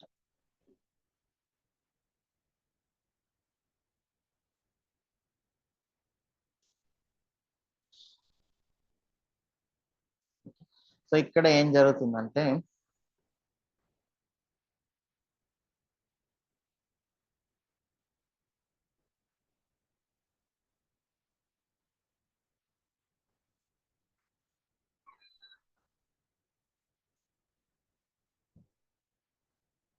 సో మెయిన్ బ్రాంచ్ ఉంటుంది, డెఫినెట్లీ మెయిన్ బ్రాంచ్ లో not recommended. So feature branch లోకి ఒకటి ఒకటి తీసుకుంటాము. అండ్ మీరు బ్యాక్ ఎండ్ లో ఏదైనా చేంజ్ చేయాలనుకున్నప్పుడు ఇక్కడ ఏంటంటే ఒక బ్రాంచ్ పైన ఒక్కరే వర్క్ చేస్తారు.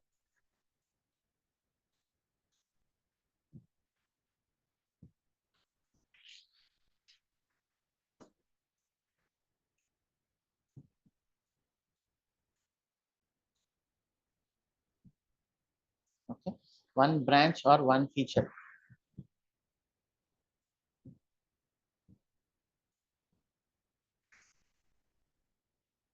ఓన్లీ 1 person వర్క్ చేస్తారు. ఇప్పుడు ఇక్కడ మంచి స్ట్రాటజీ ఏముండొచ్చు?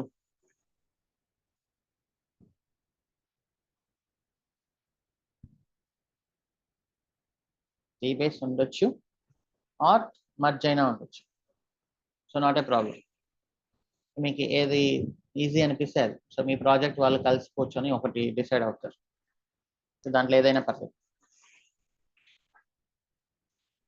సో ఇప్పుడు దీని నుంచి సో నేను ఒక ఫీచర్ నేను బ్యాక్ ఎండ్లో ఒక చేంజ్ చేయాలి అనుకుంటున్నాను. ఓకే, సో అది ఆ చేంజ్ ఏంటంటే, సో ఇప్పుడు మనం ఏం రాస్తున్నాం, ప్రైస్ డిస్క్రిప్షన్ కదా. ఇప్పుడు నేను డేట్ కూడా ఇంక్లూడ్ చేయాలనుకుంటున్నాను. సో అప్పుడు నేను దీనికోసం ఒక ఫీచర్ బ్రాంచ్ క్రియేట్ చేసి that can be anything, name slash feature slash ఉండాలనే ఏం లేదనమాట. Okay, so that can be anything. So date, include date, నా ఇష్టం వచ్చిన నేమ్ నేను క్రియేట్ చేసుకుంటాను. సో దీంట్లో చేంజెస్ చేస్తాను. సో చేంజ్ చేసినప్పుడు ఈ ఫీచర్ బ్రాంచ్లోంచి నేను మొత్తం బిల్డ్ చేసి, కంపైల్ చేసి, యూనిట్ టెస్ట్లు రన్ చేసి, స్కోర్ని స్కాన్ చేసి, ఇమేజ్ క్రియేట్ చేసి, డోకర్ ఇమేజ్ అయితే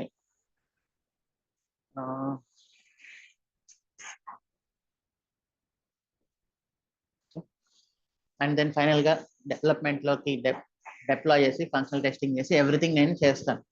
చేసిన తర్వాత పుల్ రిక్వెస్ట్ రైస్ చేస్తాను మెయిన్ బ్రాంచ్కి. ఇది కానీ అప్రూవ్ చేశారు అంటే మెయిన్ బ్రాంచ్లో కోడ్ వస్తుంది.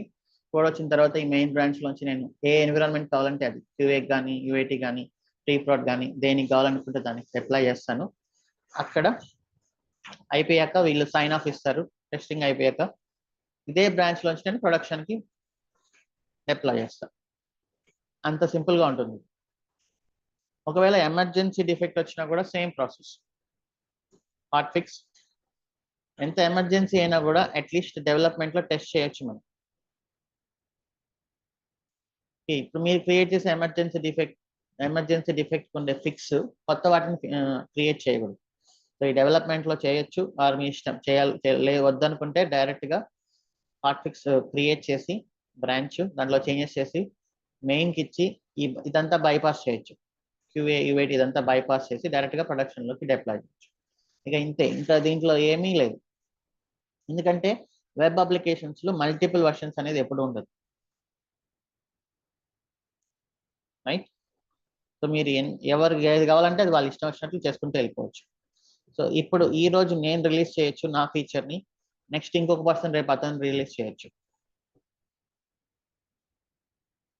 అసలు వెబ్ అప్లికేషన్లో ఎప్పుడు రిలీజ్ ఉంటుంది ఏంటి అనేది ఎండ్ యూజర్స్కి మినిమం అవగాహన కూడా ఉండదు.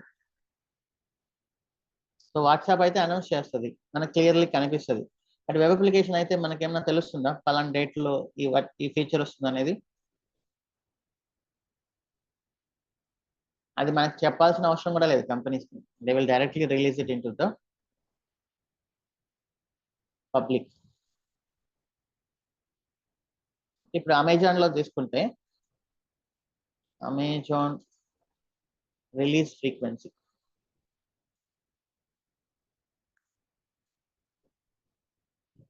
సో ఇక్కడ చూడండి, అమెజాన్ ఒక రోజుకి 23,000 డిప్లాయ్మెంట్స్ చేస్తుంది.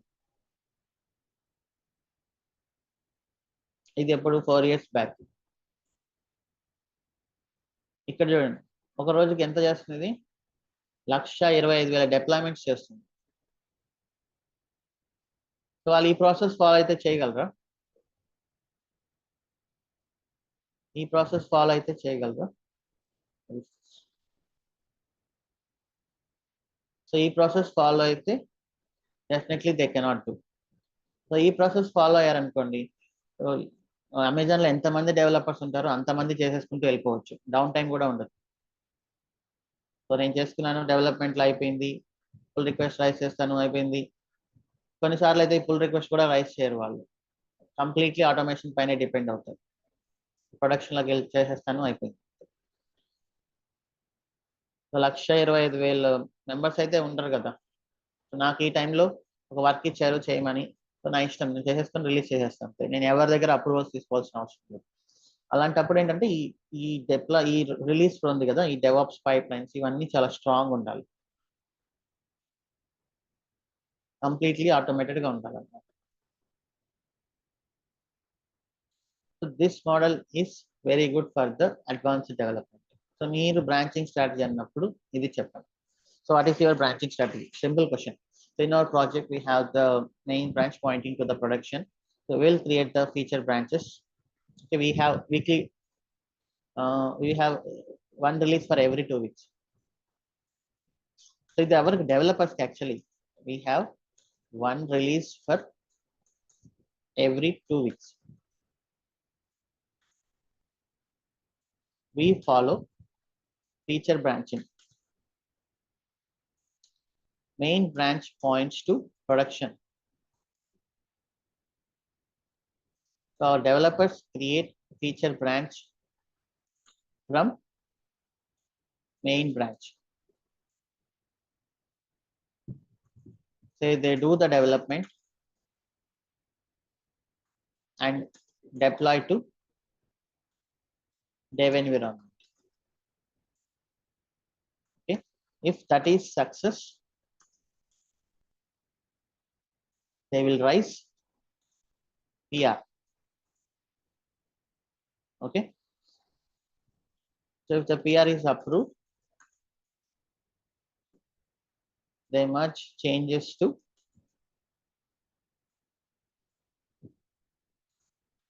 main branch. Then we perform QA and UAT deployment.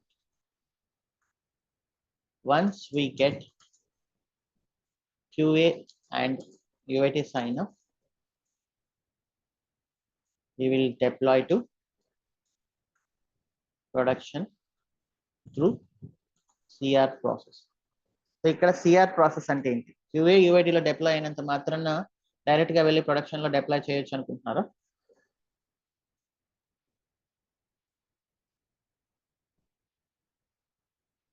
మీకు ఐడియా ఉన్నా లేకపోయినా జస్ట్ గెస్ ఇట్. QA UATలో డిప్లాయ్ అయిపోయింది, మనకి ఇచ్చేసారు అన్నంత మాత్రాన సో మనం వెళ్ళి ప్రొడక్షన్ లో చేసేయచ్చు అనుకుంటున్నారా? లేదు actually. So there is some process called CR, change release change request process. ఇదేంటంటే చేంజ్ రిక్వెస్ట్ ప్రాసెస్ అనేది ఇదంతా థియరిటికల్. ఓకే, ఏం టెక్నాలజీ ఏం లేదు, మీరు జస్ట్ కామన్ సెన్స్ తో ఆలోచిస్తే ఇది కరెక్టా కాదని మనకు తెలుసు. సో చేంజ్ రిక్వెస్ట్ ప్రాసెస్ లో ఏంటి? What are the changes in this release? Clients కి ఇది చాలా ఇంపార్టెంట్ కదా. సో ఇప్పుడు వాళ్ళు అసలు మనం ఏం ఒక ట్రాకింగ్ అనేది అది ఏ బిజినెస్ కైనా ఎవరికైనా ఇంపార్టెంట్. ఒక పర్సన్ కైనా కూడా. సో జనరల్ గా అందరు చెప్పేది ఏంటి, మీరు ఏ రోజు ఏం చేస్తున్నారు అనేది రాసుకోండి. So tracking is always recommended for any person or any system or anything in the universe. Okay, so ఇక్కడ అసలు ఏం చేంజెస్ జరుగుతున్నాయి, what is the date of release, ఇదంతా ఒకటి రాయాలన్నట్టు. ఇదొక జస్ట్ ఒక టికెట్, ఒక చిన్న వెబ్ ఇంటర్ఫేస్ లో ఎవరి కంపెనీకి ఒక ఓన్ టూల్ ఉంటుంది. Actually change request tools general గా ఓన్ పెట్టుకుంటారు కొంతమంది, ఎవరు చేయరు. ఇలా ఒక టికెట్ అనేది క్రియేట్ చేస్తారు అనుకుంటున్నాను. ప్రతి కంపెనీకి వాళ్ళ ఓన్ టూల్ ఉంటుంది అనమాట. ఇలా దాంట్లో డిస్క్రిప్షన్ రాసి మొత్తం రాస్తారు.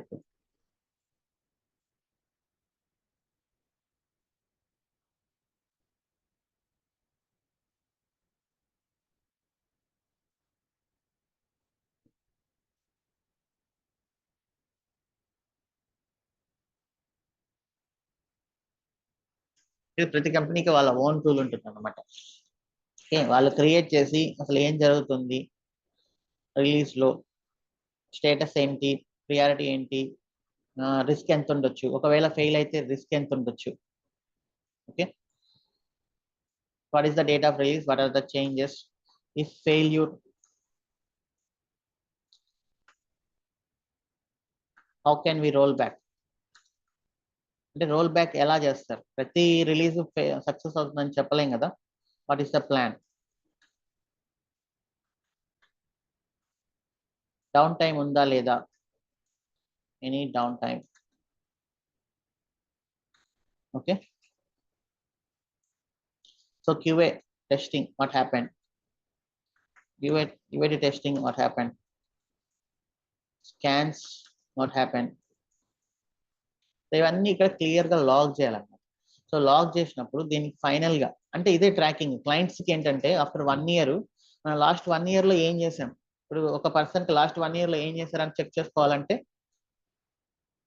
వాళ్ళు ఏం చేస్తారు, వాళ్ళ డైరీ చెక్ చేసుకుంటే నేను లాస్ట్ 1 year లో ఏం చేసాను తెలుస్తుంది. ఇప్పుడు ఒక ప్రాజెక్ట్ కానీ ఒక కంపెనీకి కానీ లాస్ట్ 1 year లో మనం ఏం చేసాం అనేది తెలుసుకోవాలంటే వాళ్ళు డైరెక్ట్ గా వచ్చి ఇది చెక్ చేసుకుంటారు. Okay.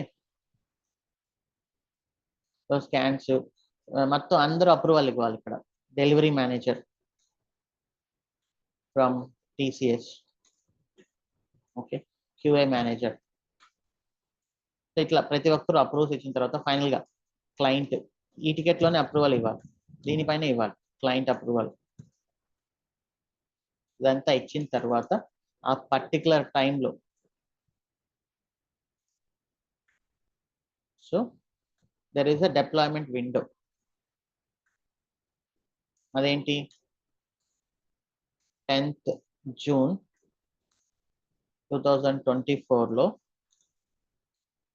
Okay, so 3 to 4 AM. Okay. So ఇంతకుముందు అయితే నైట్ 11, 12 అట్లా స్టార్ట్ చేసేవాళ్ళు, బట్ ఇప్పుడు ఎవరు కూడా 12కి పడుకోవట్లేదు కదా, still they are getting lot of traffic at 12, 1 ఆ టైంలో వస్తుంది. సో మేబీ ఇప్పుడు డౌన్ టైం అంటే ఈ టైం సెలెక్ట్ చేసుకుంటున్నారు 3 to 4, ఎందుకంటే 12కి 1 o'clock కూడా కొంతమంది యూస్ చేస్తున్నారు. సో ఈ టైంలో డిప్లాయ్మెంట్ చేస్తారు ఎందుకంటే తక్కువ ట్రాఫిక్ ఉంటుంది. ఈవెన్ డౌన్ టైం అనేది లేకపోయినా కూడా బట్ మనం పీక్స్ ఆఫ్ ట్రాఫిక్ ఉండే దాంట్లో ఎవరు రిస్క్ చేయరు. తక్కువ ట్రాఫిక్ ఉండే టైంలో they have to perform the window. ఇప్పుడు ఈ టైం లోపల కానీ డిప్లాయ్మెంట్ చేయలేకపోయారు అనుకోండి, so what should we do?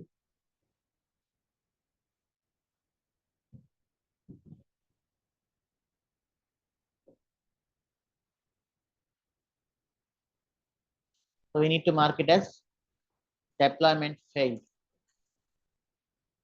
CR failed. Everything failed. Anni mails వెళ్ళిపోతాయి. So now again why it is failed.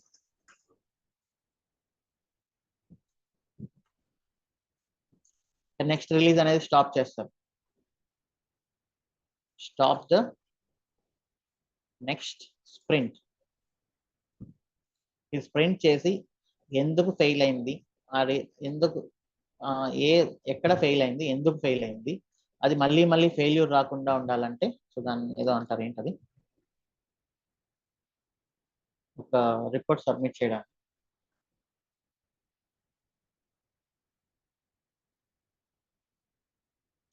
RCA, root cause analysis.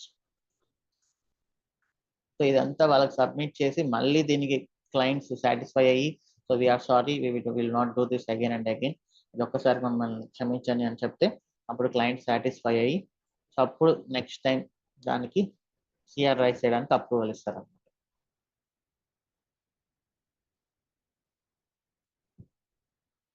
So మీరు ఏం చేయాలంటే ఈ CR ప్రాసెస్ ఎక్స్ప్లెయిన్ చేయమని అడగడం కాదు అది. So you have the change request process అని చెప్పండి. సో ఇవాటి సైన్ ఆఫ్ అయిపోయాక we will deploy to production through CR process. అంటే ఈ CR అనేది యూస్ చేస్తున్నారు ఈ పదం మీరు ఇంటర్వ్యూస్ లో అంటే ఒకవేళ మీకు సాఫ్ట్వేర్ టచ్ లేకపోయినా so they consider you are the person. So ఇదేం పెద్ద సో అందరూ ఏంటంటే ఇది real time environment real project అని అందరూ భయపడుతుంటారు. సో బట్ ఇదంతా ఇక్కడ everything is a common sense here. ఇక్కడ దీంట్లో ఏం టెక్నాలజీ లేదు. సో నేను ఎప్పుడు చెప్తుంటాను common sense wins over technology. మీరు ఎంత టెక్నాలజీ అయినా చేయండి, క్లయింట్స్కి కావాల్సింది ఏంటి, so this common sense. So common sense follow అవ్వనప్పుడు మనం ఎంత టెక్నాలజీ ఇంప్లిమెంట్ చేసినా అది వేస్ట్ అవుతుంది. సో ఈ నాలెడ్జ్ అనేది ప్రాజెక్ట్లో ఉండే వాళ్ళకే తెలుస్తుంది అండ్ ఇదేం పెద్ద టఫ్ ప్రాసెస్ కూడా కాదు. ఇప్పుడు ఇది నేను చెప్తున్నా కదా, మీరేం అయ్యో నేను ప్రాజెక్ట్లో ఇదంతా ఎక్స్పీరియన్స్ చేయలేదే అని అంత బాధ మీకు అవసరం లేదు. ఇదంతా కామన్ సెన్స్. అక్కడికి వెళ్తే జస్ట్ హాఫ్ అన్ అవర్ లో మీకు అర్థమైపోతుంది.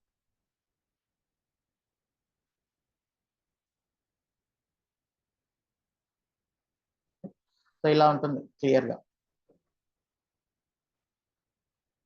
ఇక్కడ చూడండి, ఫస్ట్ సిఆర్ క్రియేట్ చేసినప్పుడు ఓపెన్ స్టేజ్ లో ఉంటుంది, తర్వాత ప్లానింగ్, తర్వాత అవైటింగ్ అప్రూవల్. అప్రూవల్ ఇచ్చేస్తారు క్లయింట్స్ అందరూ. Pending release, pending production, pending వెళ్ళిపోతుంది, అంత అప్రూవల్. ఇదంతా జస్ట్ ఏంటంటే ఒక చిన్న టికెటింగ్ అప్లికేషన్ అన్నమాట.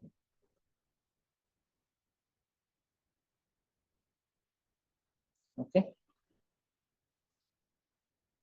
సో మీరు ఇక్కడ వరకు ఎక్స్ప్లెయిన్ చేయొచ్చు బ్రాంచింగ్ స్ట్రాటజీ అంటే ఏంటి. మీరు ఇంకొంచెం హెవీలీ ఎక్స్పీరియన్స్డ్ అయితే, లైక్ 12-13 years ఎక్స్పీరియన్స్ అయినప్పుడు, మీరు లాస్ట్ 4-5 years కానీ డెవాప్స్ పెట్టారు అంటే, సో మీరు ఏం చేయాలంటే కొంచెం ఇన్నోవేటివ్గా ఆన్సర్ చేయాలి. ఇప్పుడు నేను 12-13 or 15-20 years ఎక్స్పీరియన్స్ అతన్ని నేను డెవాప్స్ ఇంటర్వ్యూ చేస్తున్నానంటే, అతను వచ్చి మేము సింపుల్గా ఈ మోడల్ ఫాలో అవుతున్నాము అని ఒక టైప్ ఆఫ్ ఆన్సర్ ఇవ్వచ్చు. ఆర్ హెవీ ఎక్స్పీరియన్స్డ్ పర్సన్స్ కాబట్టి, సో ఎర్లియర్ వీవర్, సో ఇప్పుడు ఏంటంటే సాఫ్ట్వేర్లో ఏం చూస్తారంటే, you are working on latest modern things from the beginning. Okay, you worked on legacy things, you are part of migrating from legacy to modern. So which person I can consider?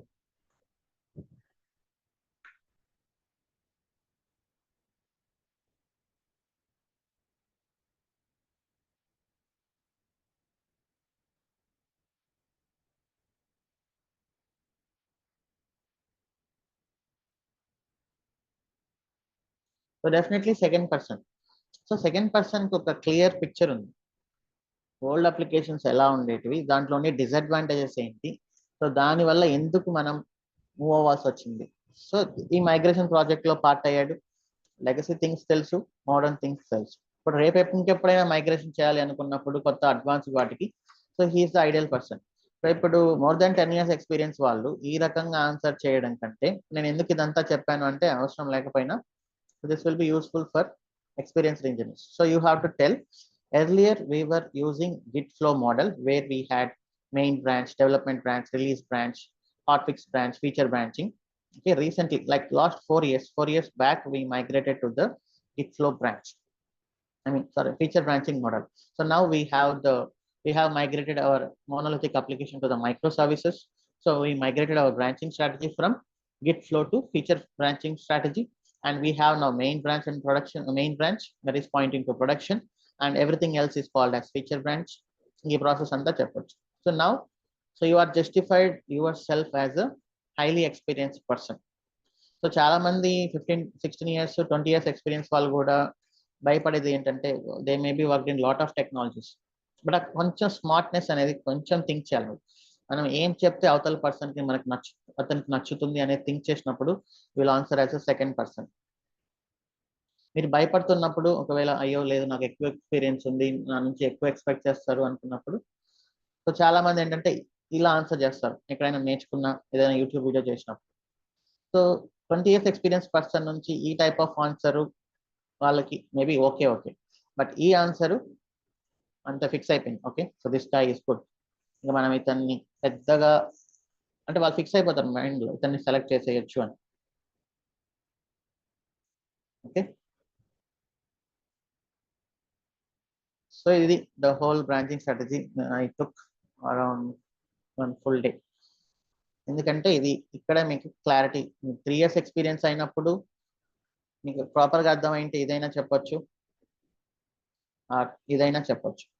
2 years 3 years అర్థం అయినా, ఒకవేళ 3 years experience అయినప్పుడు నేను join అయినప్పుడు first year లో ఇదిలా ఉన్నింది, 2 years back మేము చేసామన్నప్పుడు obviously you are the right person, మిమ్మల్ని గుడ్డిగా సెలెక్ట్ చేసేస్తారు.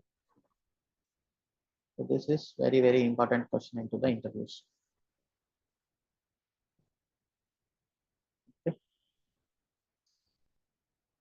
సో ఈరోజు maybe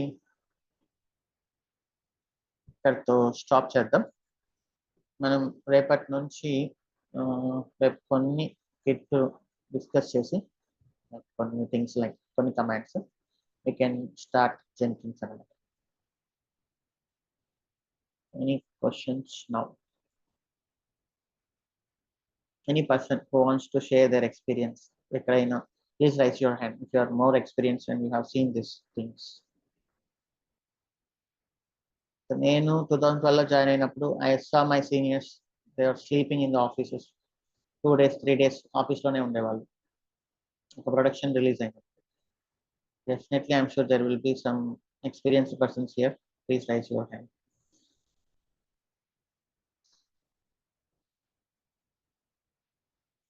Panuganti Mahinder. So I hope you are more experienced. Good morning. Hello. Yeah, good morning, sir. Yeah, good morning. So meeku almost 12 years or 11 years? నాకు ఇప్పుడు actually 9.5, Okay. But Git పైన ఈ DevOps tools పైన అసలు touch లేదు. అంటే ఎక్కడ work చేసినా కూడా ఆల్మోస్ట్ 4 కంపెనీస్ స్విచ్ అయ్యాను, 4th కంపెనీ ఇప్పుడు. Okay. బట్ అన్ని కూడా లెగసీ టూల్స్, డెవాప్స్ టూల్స్ ఎక్కడ కూడా లేదు అన్నట్టు. లెగసీ ఎక్స్పీరియన్స్ ఎలా ఉంది స్టార్టింగ్ లో? మీరు VMware టెక్నాలజీయా? VMware. బట్ మీరు ఓన్లీ టూల్స్ పైన చేశారు, naught into some release things కదా? యా. సో స్టార్టింగ్ ఎట్లున్నా అంటే డేటా సెంటర్ సర్వర్స్ ఉన్నప్పుడు మనకి ఏదన్నా సర్వర్లో ఒక డిస్క్ ఫుల్ అయింది, దాన్ని రీప్లేస్మెంట్ చేయాలన్నప్పుడు మనం ఫీల్డ్ ఇంజనీర్ని అసైన్ చేసుకొని అతన్ని ఫాలో అప్ చేసి అతనికి యాక్సెస్ ఇచ్చి అతని డేటా సెంటర్లోకి ఎంటర్ చేయించి అతను ఎక్కడ డిస్క్ స్వాప్ చేస్తుంటే మనం ఇక్కడ కన్సోల్ నుంచి మానిటర్ చేయడము ఇదంతా ఉండేది. Okay okay. సో ఆ లెగసీ ఎన్వైరన్మెంట్ తర్వాత VMwareకి స్విచ్ అయినాం. VMwareలో ఏంటంటే మనం సింపుల్గా VMware సెంటర్ నుంచి డైరెక్ట్గా డిస్క్ ఎక్స్టెన్షన్ చేసుకొని సర్వర్లో స్కాన్ చేసుకొని మనం ఎక్స్టెండ్ చేసుకుంటాం. ఓకే. స్టిల్ మేము ఇప్పుడు VDC అంటే విసెంటర్ వర్చువల్ డేటా క్లౌడ్ అని ఒకటి ఉంది, దానిలో తీస్తున్నాము. అండ్ ప్యారలల్లీ విసెంటర్ కూడా ఉంది. Okay, nice. మంచి technology VMware. Actually you will understand what are the things happening in the low level. Yeah, అంటే లైనక్స్ అడ్మిన్ నేను యాక్చువల్గా. సో VMware ఎక్కువ ఉంటుంది, కొంచెం లైనక్స్ కూడా తక్కువ ఉంటుంది. Okay, thank you. Srinath.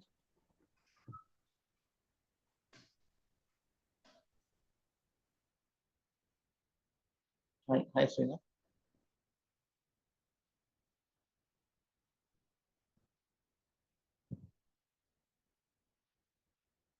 Srinath, not able to hear you. How many? Hello Shiva గారు. Hi. నాకు యాక్చువల్లీ ద ఫస్ట్ మెథడ్ మనం ట్రెడిషనల్ లెగసీ పుల్ పుష్ అని చేస్తాం కదా, అంటే డెవలప్మెంట్లో ఇమీడియట్లీ హాట్ ఫిక్స్ డెవలప్మెంట్లో. దాంట్లో నాకు ఒక క్వశ్చన్ ఉంది. సో మనము అంటే ఫీచర్ ఫర్ 2.0 దాంట్లో డిలీట్ దిస్ బ్రాంచ్, అలాగే కింద కానీ ఫీచర్ ఫర్ 1.0 దాంట్లో డిలీట్ ద బ్రాంచ్ అంటే immediately after making the changes, after pushing it to the main or the development branch, we have to delete the branch. Yeah, That is correct. what it means, sir. Correct. Okay, because no significance of leaving it as is. Yeah, ఎందుకంటే మనకు changes అన్ని వచ్చేసాయి కాబట్టి దీన్ని ఉంచాల్సిన అవసరం లేదు. But చాలా ప్రాజెక్ట్స్ మోస్ట్లీ వాళ్ళు అలానే పెట్టుకుంటారు. So they don't have the confidence to delete the branch.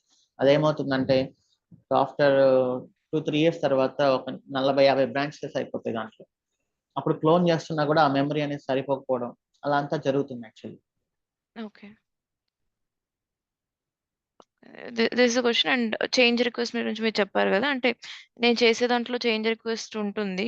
So we can't make any changes to production without CR అనమాట. మీరు చెప్పినట్టు ఎర్లీ మార్నింగ్ US టైమింగ్స్ అంటే depends upon the project to whom they are working. So accordingly early morning maintenance window అంటే will be mentioning what changes we are pushing and what is the backup plan as well. Like if in this case, if it is failing, like rollback changes, backup plan also will attach in the change request. I just want to share. Okay. So everything matches this Yeah. one? So Anything to add? no, it is more or less the same as what we are following in real time. Like Okay. it depends. It is for DevOps or for other projects as well. But this is a change. Uh, change request meeting అని ఒకటి ఉంటుంది. So Hmm. దాంట్లో someone will represent the change. Like change should Developer. get whomsoever is going to own the change, they have to represent it, and they have to tell like what are the major changes we are going to do it, and like ఈ change in case ఈ change roll out చేయడం వల్ల benefit ఏమి, like అంటే ఒకవేళ ఎప్పుడన్నా change freeze period అని ఒకటి ఉంటుంది. సో దాంట్లో కూడా అంటే is it super important that we need to push it in this phase అన్నట్లు. చేంజ్ అప్రూవ్ అయిన తర్వాత change is in approval state, will do schedule change request schedule టైంలో ఈ చేంజెస్ అన్ని పర్ఫామ్ చేసి Hmm. Will send out the mail that this has been rolled out to production. Okay. Thank you so much. Rashmi. Anything else? Okay. Pavan Lakshman Rao.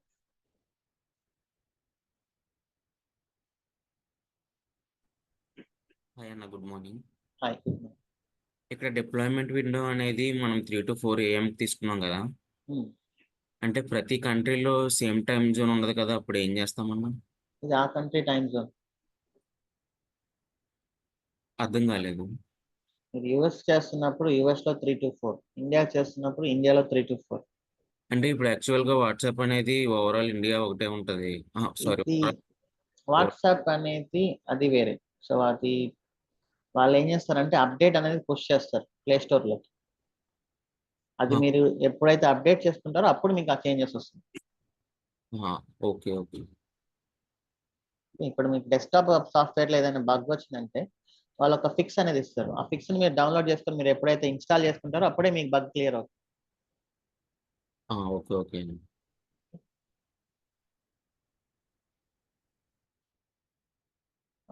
Amani, what is your current technology? Application packaging and SSAM ఒకసారి చెప్పున్నాను మీకు. Okay. So application package అంటే అన్ని integrate చేస్తున్నారా? అంటే ఇప్పుడు power BI tool కానీ లేదంటే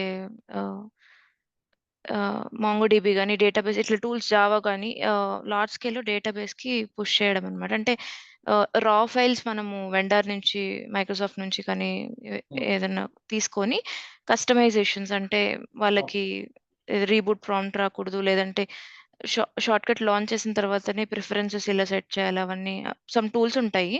దాన్ని కస్టమైజ్ చేసి SSCM అని మైక్రోసాఫ్ట్ సాఫ్ట్వేర్ కాన్ఫిగరేషన్ మేనేజర్ దాని ద్వారా డిప్లాయ్ చేస్తాం. అంటే ప్రతి ల్యాప్టాప్ లోనూ సాఫ్ట్వేర్ సెంటర్ ఉంటుంది కదా. సో సో దాంట్లో పుష్ చేసేది బ్యాక్ ఎండ్ లో చేంజెస్ చేసి సాఫ్ట్వేర్ సెంటర్ లో వచ్చి ఆటోమేటిక్ గా పుష్ అయ్యేట్లు చేసేదాన్ని. This is more like AMI. అంటే ఒక సాఫ్ట్వేర్ కి కావాల్సిన కాన్ఫిగరేషన్ అంతా ప్రిపేర్ చేసి ఆ రైట్. సాఫ్ట్వేర్ ని పుష్ చేయడం. సాయి శరణ్య వైద్య. థ్యాంక్ యూ అమ్మ. Hi Shiva. Hi hi. Like నేను డెవలపర్, మేము మా ప్రాజెక్ట్ లో సిఆర్ ప్రాసెస్ ఫాలో అవుతాము.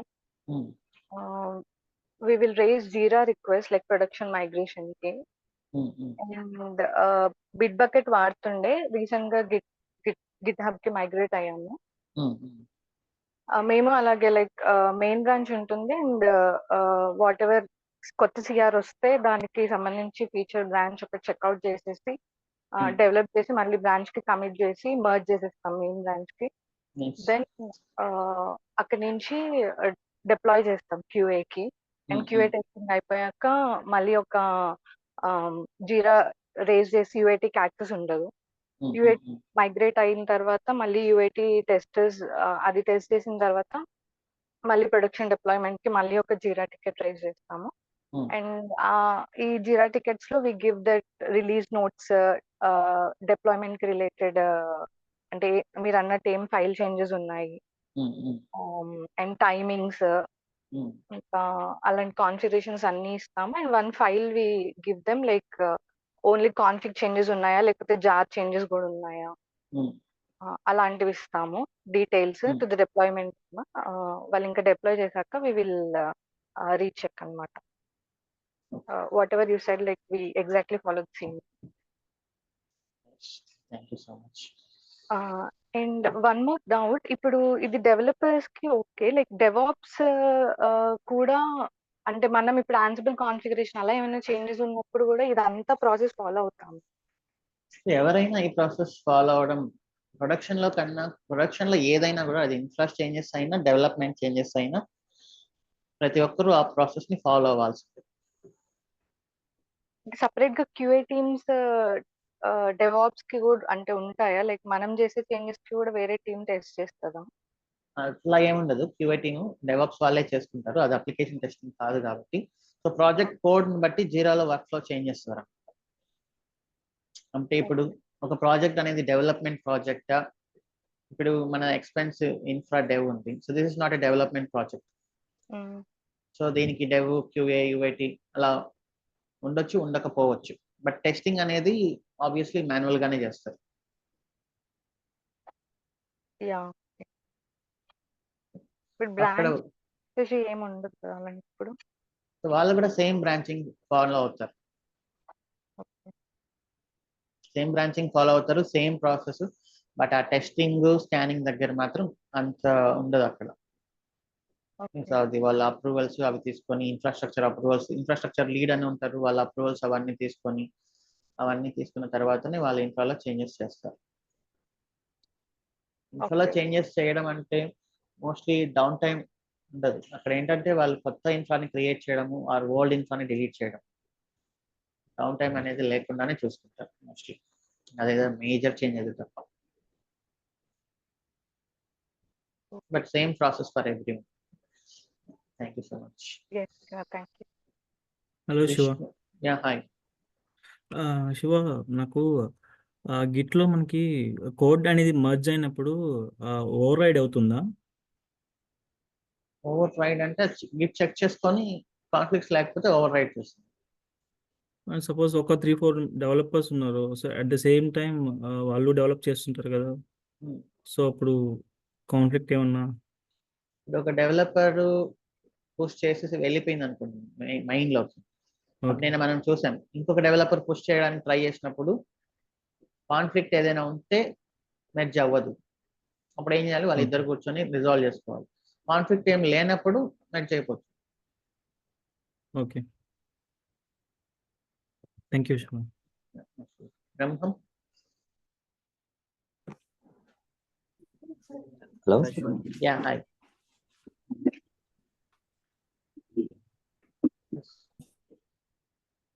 బ్రహ్మం.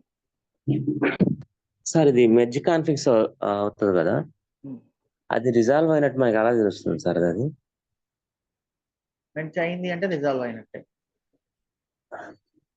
అంటే పర్టికులర్ గా ఫైల్లోకి వెళ్ళి ఇది రిజాల్వ్ అయింది అని మెర్జ్ కాన్ఫ్లిక్ట్స్ వచ్చే ఆ ఫైల్లో మెర్జ్ కాన్ఫ్లిక్ట్స్ ఉన్నాయా లేదా అనేది ఇట్లా చెక్ చేస్తుంది గిట్. సో ఇట్లా లైన్స్ ఉన్నాయి అంటే అది కాన్ఫ్లిక్ట్స్ ఉన్నట్టు. ఈ లైన్స్ మీరు తీసేసి గిట్ యాక్సెప్ట్ చేసింది అంటే కాన్ఫ్లిక్ట్స్ రిజాల్వ్ అయినట్టు. సో నిన్న మనం చూసాం, ఒక కాన్ఫ్లిక్ట్ నేను రిజాల్వ్ చేసి పుష్ చేశాను, మళ్ళీ ఇంకొక కాన్ఫ్లిక్ట్ వచ్చింది.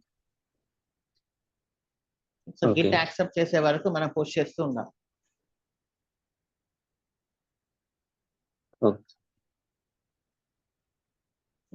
విష్ణు వేమ్లో.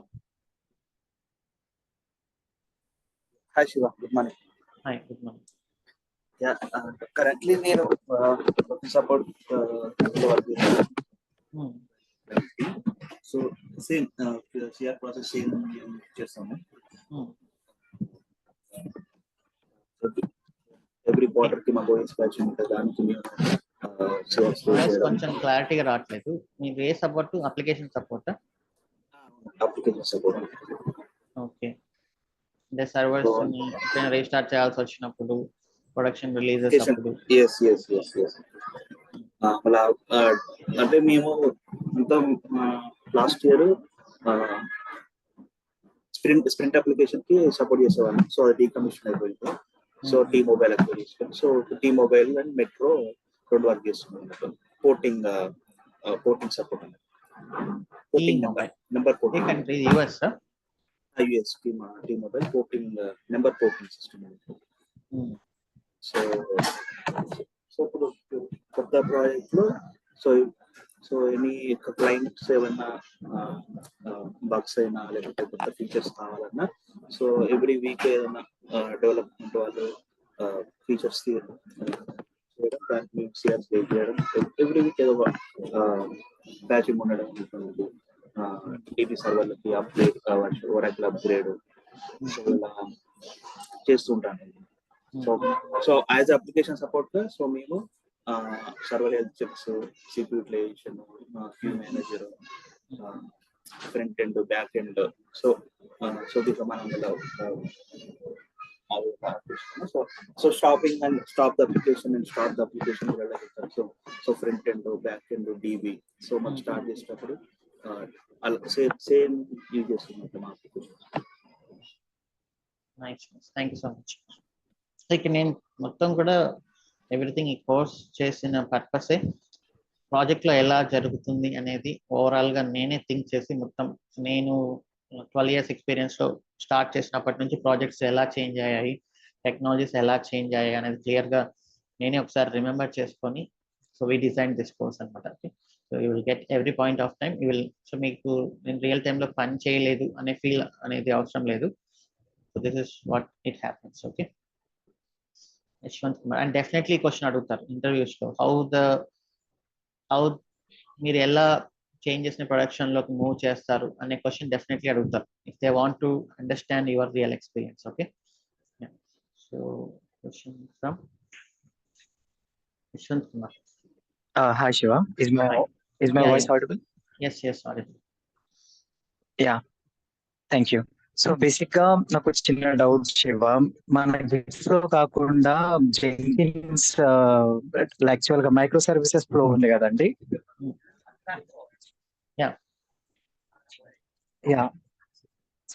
సో బేసిక్ గా నేను ఇప్పుడు డెవాప్స్ ఇంజనీర్ గా వర్క్ చేస్తున్నాను. సో మా దాంట్లో CI/CD ప్రాసెస్ సేమ్ మీరు ఇంతకు ముందు చెప్పే గిట్ ఫ్లో గా ఉందన్నమాట.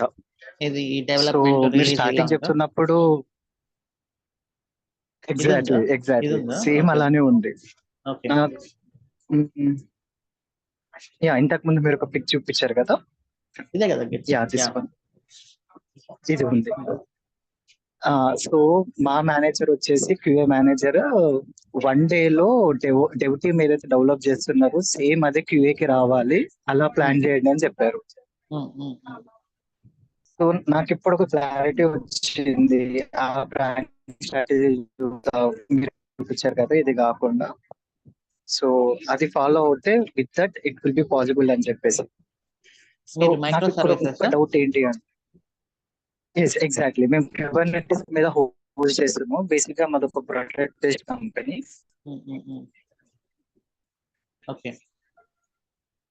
డాకర్ ఇమేజెస్ బిల్డ్ చేసి Kubernetes రన్ చేస్తున్నాం అండి. So Jenkins CI/CD pipeline గా యూజ్ చేస్తున్నాము. So Bitbucket source code management and మీరు చెప్పిన డాష్ ఇవన్నీ ఉన్నాయి అన్నమాట. బట్ ఎక్కడ అంటే ఈ బ్రాంచింగ్ స్ట్రాటజీ దగ్గర లాగ్ అవుతున్నాం అని అర్థమైంది. I will try to implement this and I will give a feedback. And one more thing అండి, బేసిక్ గా మేము సెలీనియం QA వాళ్ళు ఆటోమేషన్ టీమ్ ఉంటుంది, మాకు పర్ఫార్మెన్స్ ఆటోమేషన్ ఎన్విరాన్మెంట్ ఉంటుంది. సో అందులో ఆ ఆటోమేషన్ సూట్ ని మేము డెవలప్మెంట్ ఎన్విరాన్మెంట్ లో రన్ చేసేటట్టు క్రాన్ జాబ్ సెట్ చేసి డైలీ రన్ చేస్తున్నాం. కానీ ఎప్పుడు ఫెయిల్ అవుతుంది. ఆటోమేషన్ టీం నుంచి వచ్చిన ఫీడ్బ్యాక్ ఏంటి అంటే, డెవ్ టీమ్ మా కంట్రోల్లో ఉండట్లేదు, రోజుకి ఒక డెవలప్మెంట్ జరుగుతుంది కాబట్టి అది ఫెయిల్ అవుతుంది అని చెప్తున్నారు. సో బేసిక్ గా ఇలాంటి సిచ్యువేషన్స్ ఎలా హ్యాండిల్ చేస్తారు ఏంటి అనేది నాకు అసలు ఐడియా లేదు. డెవలప్మెంట్ ఎన్విరాన్మెంట్ లో QA వాళ్ళు టెస్ట్ చేయకూడదు. యాక్చువల్ గా డెవలపర్స్ టెస్ట్ చేస్తారు. ఇప్పుడు అది ఎలా అంటే, ఈవెన్ ఒక చేంజ్ అనేది, so first thing entire project start అయ్యేప్పుడు రిక్వైర్మెంట్స్ డిస్కషన్ అవన్నీ జరుగుతాయి కదా, రిక్వైర్మెంట్స్ ని ఫ్రీజ్ చేస్తారుగా. సో ఆ ప్రాజెక్ట్ బిజినెస్ ఏంటి అంటే QA వాళ్ళకి అర్థం అవ్వాల్సింది ఏంటంటే, డెవలపర్స్ మైండ్ సెట్ కాదు QA వాళ్ళకు ఉండాల్సింది. QA వాళ్ళకు ఉండే mind set end user mind set.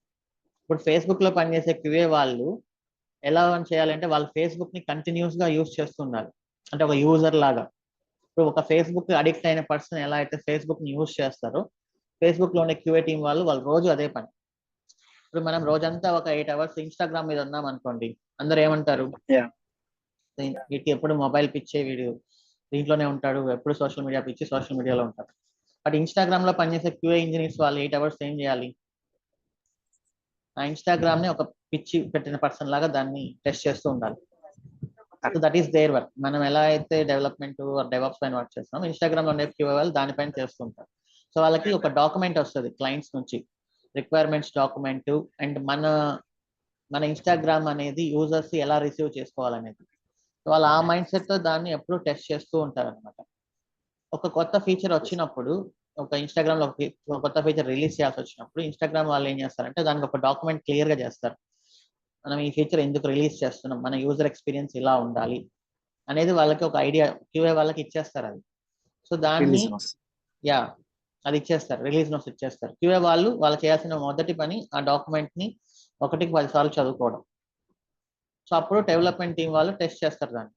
అది ఇంకా ఇప్పుడు ఈ క్యూఏ వాళ్ళు ఏంటంటే దానికి తగినట్టు టెస్ట్ కేసెస్ ప్లాన్ చేసుకుంటుంటారు. సో ప్యారల్ గా డెవలపర్స్ డెవలప్ చేస్తారు, క్యూఏ వాళ్ళు టెస్ట్ కేసెస్ ప్లాన్ చేసుకుంటూ ఉంటారు. బట్ క్యూఏ టెస్ట్ కేసెస్ ఎప్పుడు అవుతాయంటే అది క్యూఏ ఎన్విరాన్మెంట్ లోకి వచ్చిన తర్వాతనే అవుతుంది. సో వీళ్ళు ఎప్పుడైతే డెవలప్మెంట్ వాళ్ళు టెస్ట్ చేసుకొని అంతా బాగుందని క్యూఏకి పంపిస్తారో, వీళ్ళ టెస్ట్ కేసెస్ రెడీగా ఉంటాయి, అప్పుడు టెస్ట్ చేసేస్తారు. సో మీరు చెప్పినట్లు డెవలప్మెంట్ ఎన్విరాన్మెంట్ లో తీసుకొచ్చి క్యూఏ టెస్ట్ కేసెస్ రన్ చేయడం అనేది ఆబ్వియస్లీ సక్సెస్ అవ్వదు. అదే ఫీడ్బ్యాక్ వచ్చింది. So maybe I will try to discuss this further. And one more thing అండి, మా డిప్లాయ్మెంట్స్ ఎలా ఉంటాయంటే ఓన్లీ ఇమేజ్ డిప్లాయ్మెంట్ మాత్రమే ఉండదు, దానితో పాటు కాన్ఫిగరేషన్ చేంజెస్ ఉంటాయి. And along with TB changes కూడా ఇస్తారు, MySQL, Mongo టీబీ చేంజెస్ కూడా ఇస్తారు. సో ఇలాంటి కేసెస్ లో డాకర్ ఇమేజ్ అంటే తీసి CI/CD పైప్ లైన్ చేసి డిప్లాయ్ చేయొచ్చు, యూ గెటింగ్ రైట్. సో కానీ ఈ కాన్ఫిగరేషన్ చేంజెస్ కానీ లేదంటే డీబీ చేంజెస్ కానీ కొంచెం హ్యాండిల్ చేయడానికి CI/CD నుంచి ఇలాంటి ఏమైనా పాసిబిలిటీస్ ఉన్నాయా? జస్ట్ డీబీ చేంజెస్ నుంచి ఉంది, డీబీ కూడా CI/CD చేంజెస్ ఉన్నాయి, లైక్ టేబుల్ లో కొత్త కాలమ్స్ యాడ్ చేయడం అలాంటివి. So that's the part of production release అది. బట్ అప్లికేషన్ లో ఉండే configuration changes like DB end point change చేయడము, ఆ యూజర్ నేమ్ పాస్వర్డ్ చేంజ్ చేయడము, సమ్ కాన్ఫిగరేషన్ థింగ్స్ చేంజ్ చేయడం అనేది that should not be a part of release. Actually అదొక debatable topic అనమాట. కాన్ఫిగరేషన్ చేంజెస్ అనేది సిఆర్ ప్రాసెస్ లో ఉండాలా వద్దా అనేది ఒక డిబేటబుల్ టాపిక్. అది ప్రాజెక్ట్ వాళ్ళు క్లయింట్స్ వాళ్ళు డిసైడ్ చేసుకుంటారు. మాకు కాన్ఫిగరేషన్ చేంజెస్ కూడా సిఆర్ ప్రాసెస్ లో ఉండాలి అనుకున్నప్పుడు కంప్లీట్ ఫ్లోతో వెళ్ళాల్సి వస్తుంది. మాకు కాన్ఫిగరేషన్ చేంజెస్ అవసరం లేదనుకున్నప్పుడు మనం SSM పారామీటర్ స్టోర్ ఉంది, సో దాంట్లో ఏదైనా చేంజెస్ చేస్తే అప్లికేషన్స్ ఆటోమేటిక్ గా దాన్ని తీసుకుంటాయి కదా. సో అలాంటి కేసులో మనకి కాన్ఫిగరేషన్ చేంజెస్ అనేది సిఆర్ ప్రాసెస్ లో ఉండాల్సిన అవసరం లేదు. సో కొంతమంది ఏంటంటే కాన్ఫిగరేషన్ లో ఉండే చేంజెస్ వల్ల ఎంటైర్ అప్లికేషన్ అనేది డౌన్ అయ్యే ఛాన్స్ కూడా ఉంటుంది, అంటే ప్రాపర్ గా చేయకపోతే. సో అలాంటి సిచ్యువేషన్స్ లో క్లయింట్స్ రిస్క్ చేయలేదు, ఎందుకంటే అందరూ పర్ఫెక్ట్ గా వర్క్ చేస్తారని ఏం లేదు కదా. సో అలాంటి కేసులో క్లయింట్స్ మాకు ఆ రిస్క్ మేము తీసుకోము, we want configuration also should be part of production అని చెప్తారు. అంటే ఇది టెక్నాలజికల్ డెసిషన్ కాదు, ఇది ప్యూర్లీ ప్రాజెక్ట్ బిజినెస్ డెసిషన్ అన్నమాట. సో ఇది నేను కూడా డిబేట్ చేసేవాడిని ప్రాజెక్ట్స్ లో, అది ఎందుకు ఇలా ఉంది, ఇది ఎందుకు అలా ఉంది. సో టెక్నికల్ గా ఏదైనా possible, so there is no doubt in that. So technical గా అది మనం చూస్తున్నాం కదా ఇప్పుడు ఎంత టెక్నాలజీ వచ్చిందని, టెక్నికల్ గా each and anything is possible. But debate అనేది ఎక్కడ వస్తుందంటే అది టెక్నికల్ గా ఎంత పాసిబుల్ అయినా కూడా అల్టిమేట్ గా అది ప్రాజెక్ట్ లో మన ప్రాజెక్ట్ అంత సిచ్యువేషన్ లో ఉందా రిస్క్ తీసుకోవడానికి, ఆర్ యూ 200% కాన్ఫిడెంట్. లైక్ అది ఎవరు కాన్ఫిడెంట్ గా ఉంటారు, అమెజాన్, మైక్రోసాఫ్ట్, గూగుల్ ఇలాంటి వాళ్ళు కాన్ఫిడెంట్ గా ఉంటారు. ఒక నార్మల్ బ్యాంకింగ్ కంపెనీస్ వాళ్ళు ఆ కొంచెం మాన్యువల్ వర్క్ లేదు, నాకు ఎవ్రీథింగ్, అందరూ ఏంటంటే డెవాప్స్ ఇంజనీర్స్ వాళ్ళు, క్లౌడ్ వాళ్ళు, నేను ఆటోమేటెడ్ అంటారు, ఎవ్రీథింగ్ ఆటోమేషన్ అంటారు. అది అంత 100% అనుకున్నట్లు జరగదు.